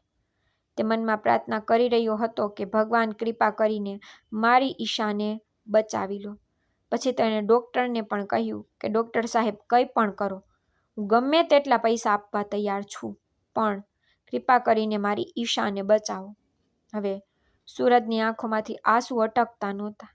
તે વારંવાર પ્રાર્થના કરી રહ્યો હતો, બસ મારી ઈશાને બચાવો, ભગવાન તેને મૃત્યુના મુખમાંથી પાછી લાવો.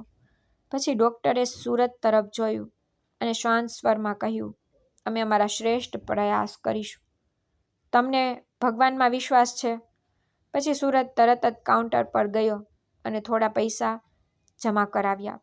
બીજી બાજુ ઈશાને ઓપરેશન થિયેટરમાં લઈ જવામાં આવી. પછી સુરત બહાર બેઠો બેઠો ભગવાનને પ્રાર્થના કરી રહ્યો હતો. લગભગ 3 કલાક પછી જ્યારે ડૉક્ટર ઓપરેશન થિયેટરમાંથી બહાર આવ્યા ત્યારે સૂરજ તરત જ પૂછ્યું, શું થયું ડૉક્ટર સાહેબ, ઈશા ઠીક છે?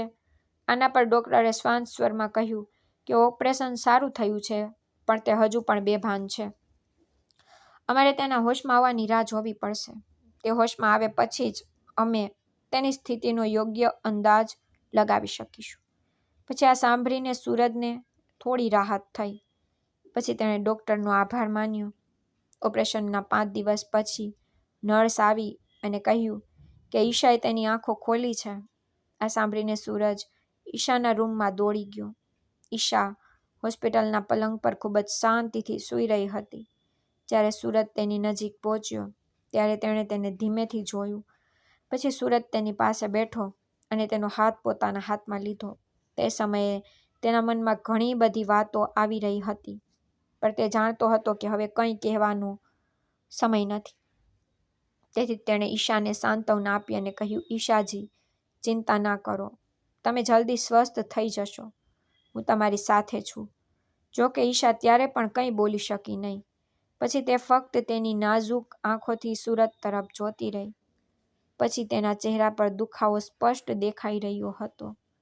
પછી સૂરજ બોલી રહ્યો હતો ત્યારે ઈશાની આંખોમાં આંસુ આવી ગયા. પછી તેની પાસે રાખેલ મોનિટર ઝડપથી બીપ કરવા લાગી અને તેની સ્ક્રીન પર નંબરો ઉપર નીચે થવા લાગ્યા.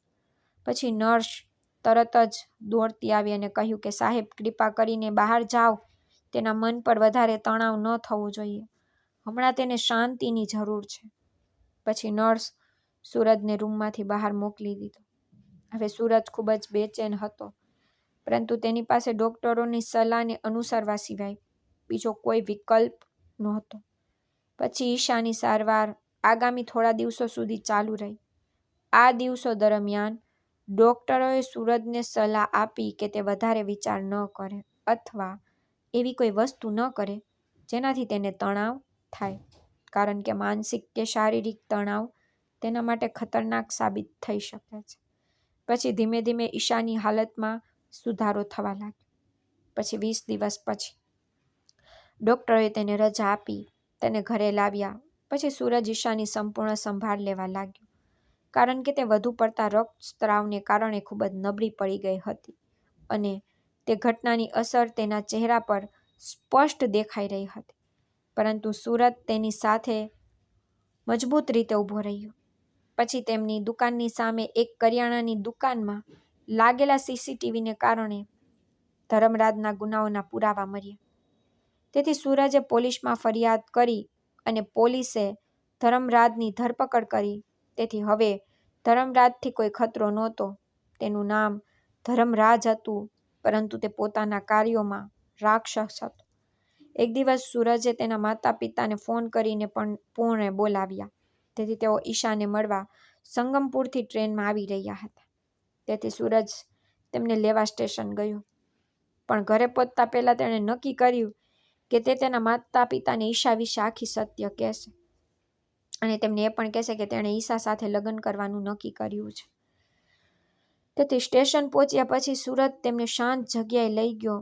પછી તેણે તેમને શાંતિથી બધું કહ્યું, પરંતુ આ સાંભળીને રમેશજી ગુસ્સે થઈ ગયા. તેમણે ગુસ્સામાં કહ્યું, શું તને કોઈ સમજ છે? શું તું પરિણીત સ્ત્રી સાથે લગ્ન કરીશ? સમાજમાં આપણા માનનું શું થશે? સંબંધીઓને લોકો શું કહેશે? કારણ કે આપણા પરિવારમાં આવું ક્યારેય બન્યું નથી. તેથી જ હું આવું બિલકુલ થવા નહીં દઉં. પછી રમેશજીનો ગુસ્સો વધી ગયો.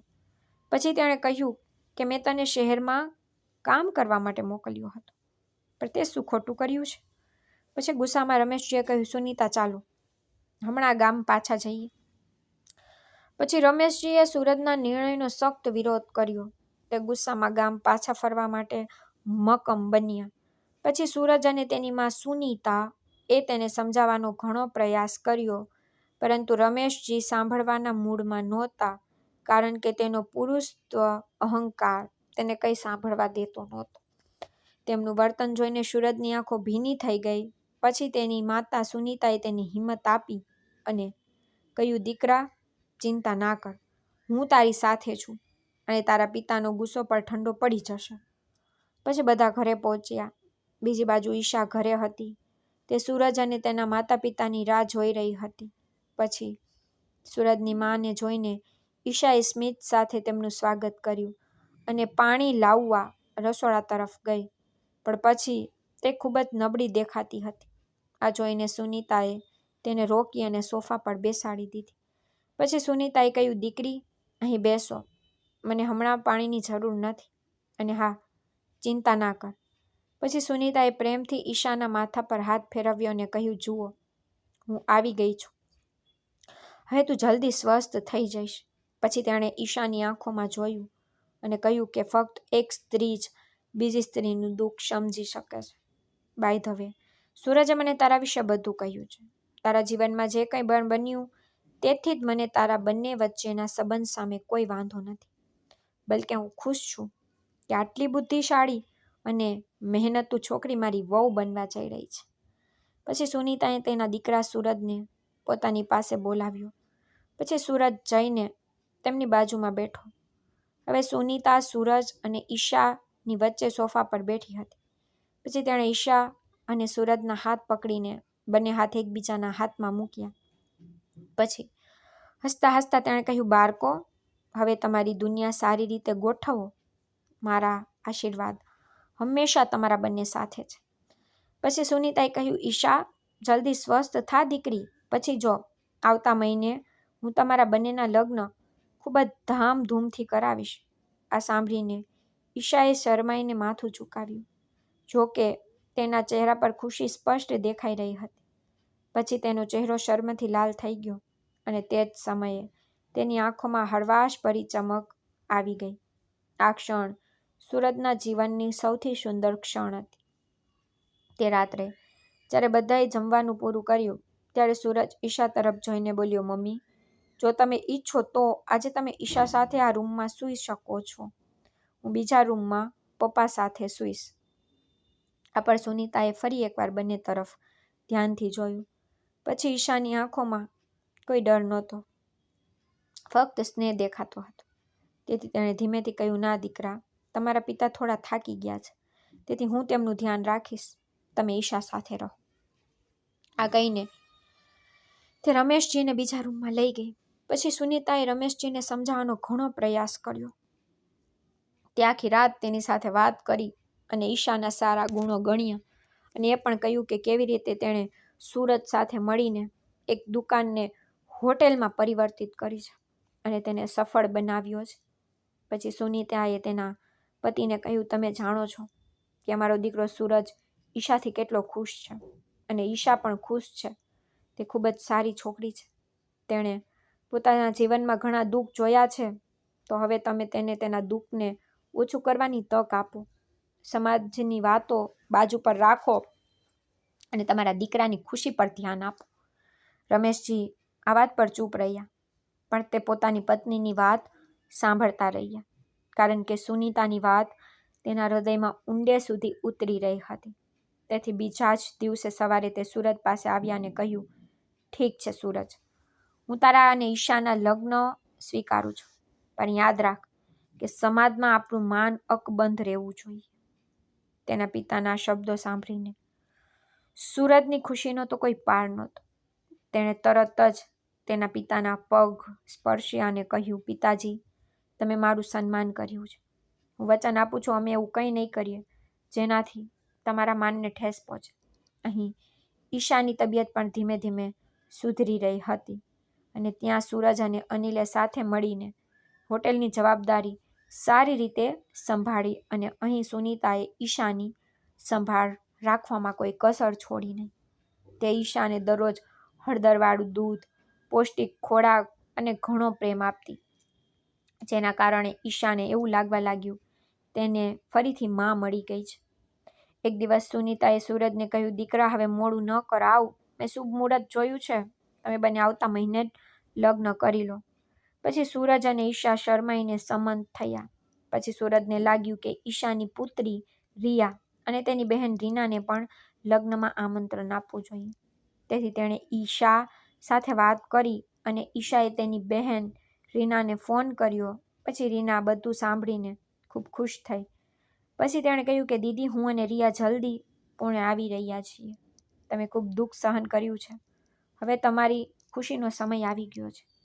પછી સૂરજે ઈશાના પિતા એટલે કે વિશ્વનાથજીને મનાવવાનું નક્કી કર્યું અને તેથી તેઓ તેમના ગામ ગયા અને તેમને બધું કહ્યું. પહેલાં તો વિશ્વાસજી ગુસ્સે થયા, પણ જ્યારે સૂરજે પોતાની મહેનત, દુકાનની સફળતા અને ઈશા પ્રત્યેના પ્રેમ વિશે વાત કરી ત્યારે વિશ્વનાથજીની આંખો ભીની થઈ ગઈ. પછી તેમણે કહ્યું, દીકરા, અમે ઈશા સાથે ઘણું ખોટું કર્યું છે. હવે તું તેને ખુશ રાખ અને હા, તું ચિંતા ન કર, હું લગ્નમાં આવીશ. પછી લગ્નનો દિવસ આવ્યો. તે દિવસે સૂરજ અને ઈશાના લગ્ન પુણેના એક નાના મંદિરમાં ખૂબ જ ધામધૂમથી થઈ રહ્યા હતા. પછી મંદિરને ફૂલોથી શણગારવામાં આવ્યું. પંડિતજી મંત્રોચ્ચાર કરી રહ્યા હતા અને ઈશા લાલ લગ્નના પોશાકમાં પરી જેવી દેખાતી હતી. રિયા તેની મા સાથે ઊભી હતી. તેની આંખોમાં ખુશીના આંસુ હતા. રીના, સુનીતા, રમેશ, અનિલ અને પડોશના લોકો પણ લગ્નમાં હાજર રહ્યા હતા. હોટેલના ઘણા ગ્રાહકો પણ અભિનંદન આપવા માટે ત્યાં પહોંચ્યા હતા. અચાનક મંદિરના દરવાજા પર એક કાર આવી.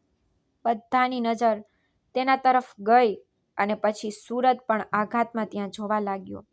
પછી વિશ્વનાથજી કારમાંથી બહાર નીકળ્યા. ઈશાના પિતા સફેદ કુર્તા પાયજામામાં પહેરેલા હતા, આંખોમાં પસ્તાવો અને હાથમાં એક નાનું માળા પહેરેલા હતા. જ્યારે ઈશાએ તેને જોયા ત્યારે તે થોડીવાર માટે તો સદબદ થઈ ગઈ. પછી તેની આંખો આંસુઓથી ભરાઈ ગઈ. તે તેની તરફ દોડી ગઈ અને તેની સામે ઊભી રહી. પછી વિશ્વનાથજીએ ધ્રુજતા હાથે તેની તરફ જોયું અને ધીમેથી કહ્યું, દીકરી, હું તારી આંખોમાં જોઈ શકતો નથી.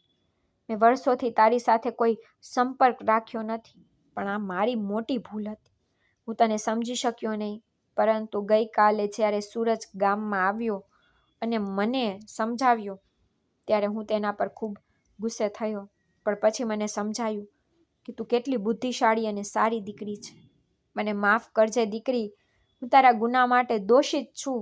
આ સાંભળીને ઈશાએ એકવાર સૂરજ તરફ જોયું, જાણે તે તેને ઈશારા દ્વારા કહી રહી હોય કે સૂરજ, તમે મારા માટે જે કંઈ કર્યું છે તેના માટે હું આખી જિંદગી તમારી ઋણી રહીશ.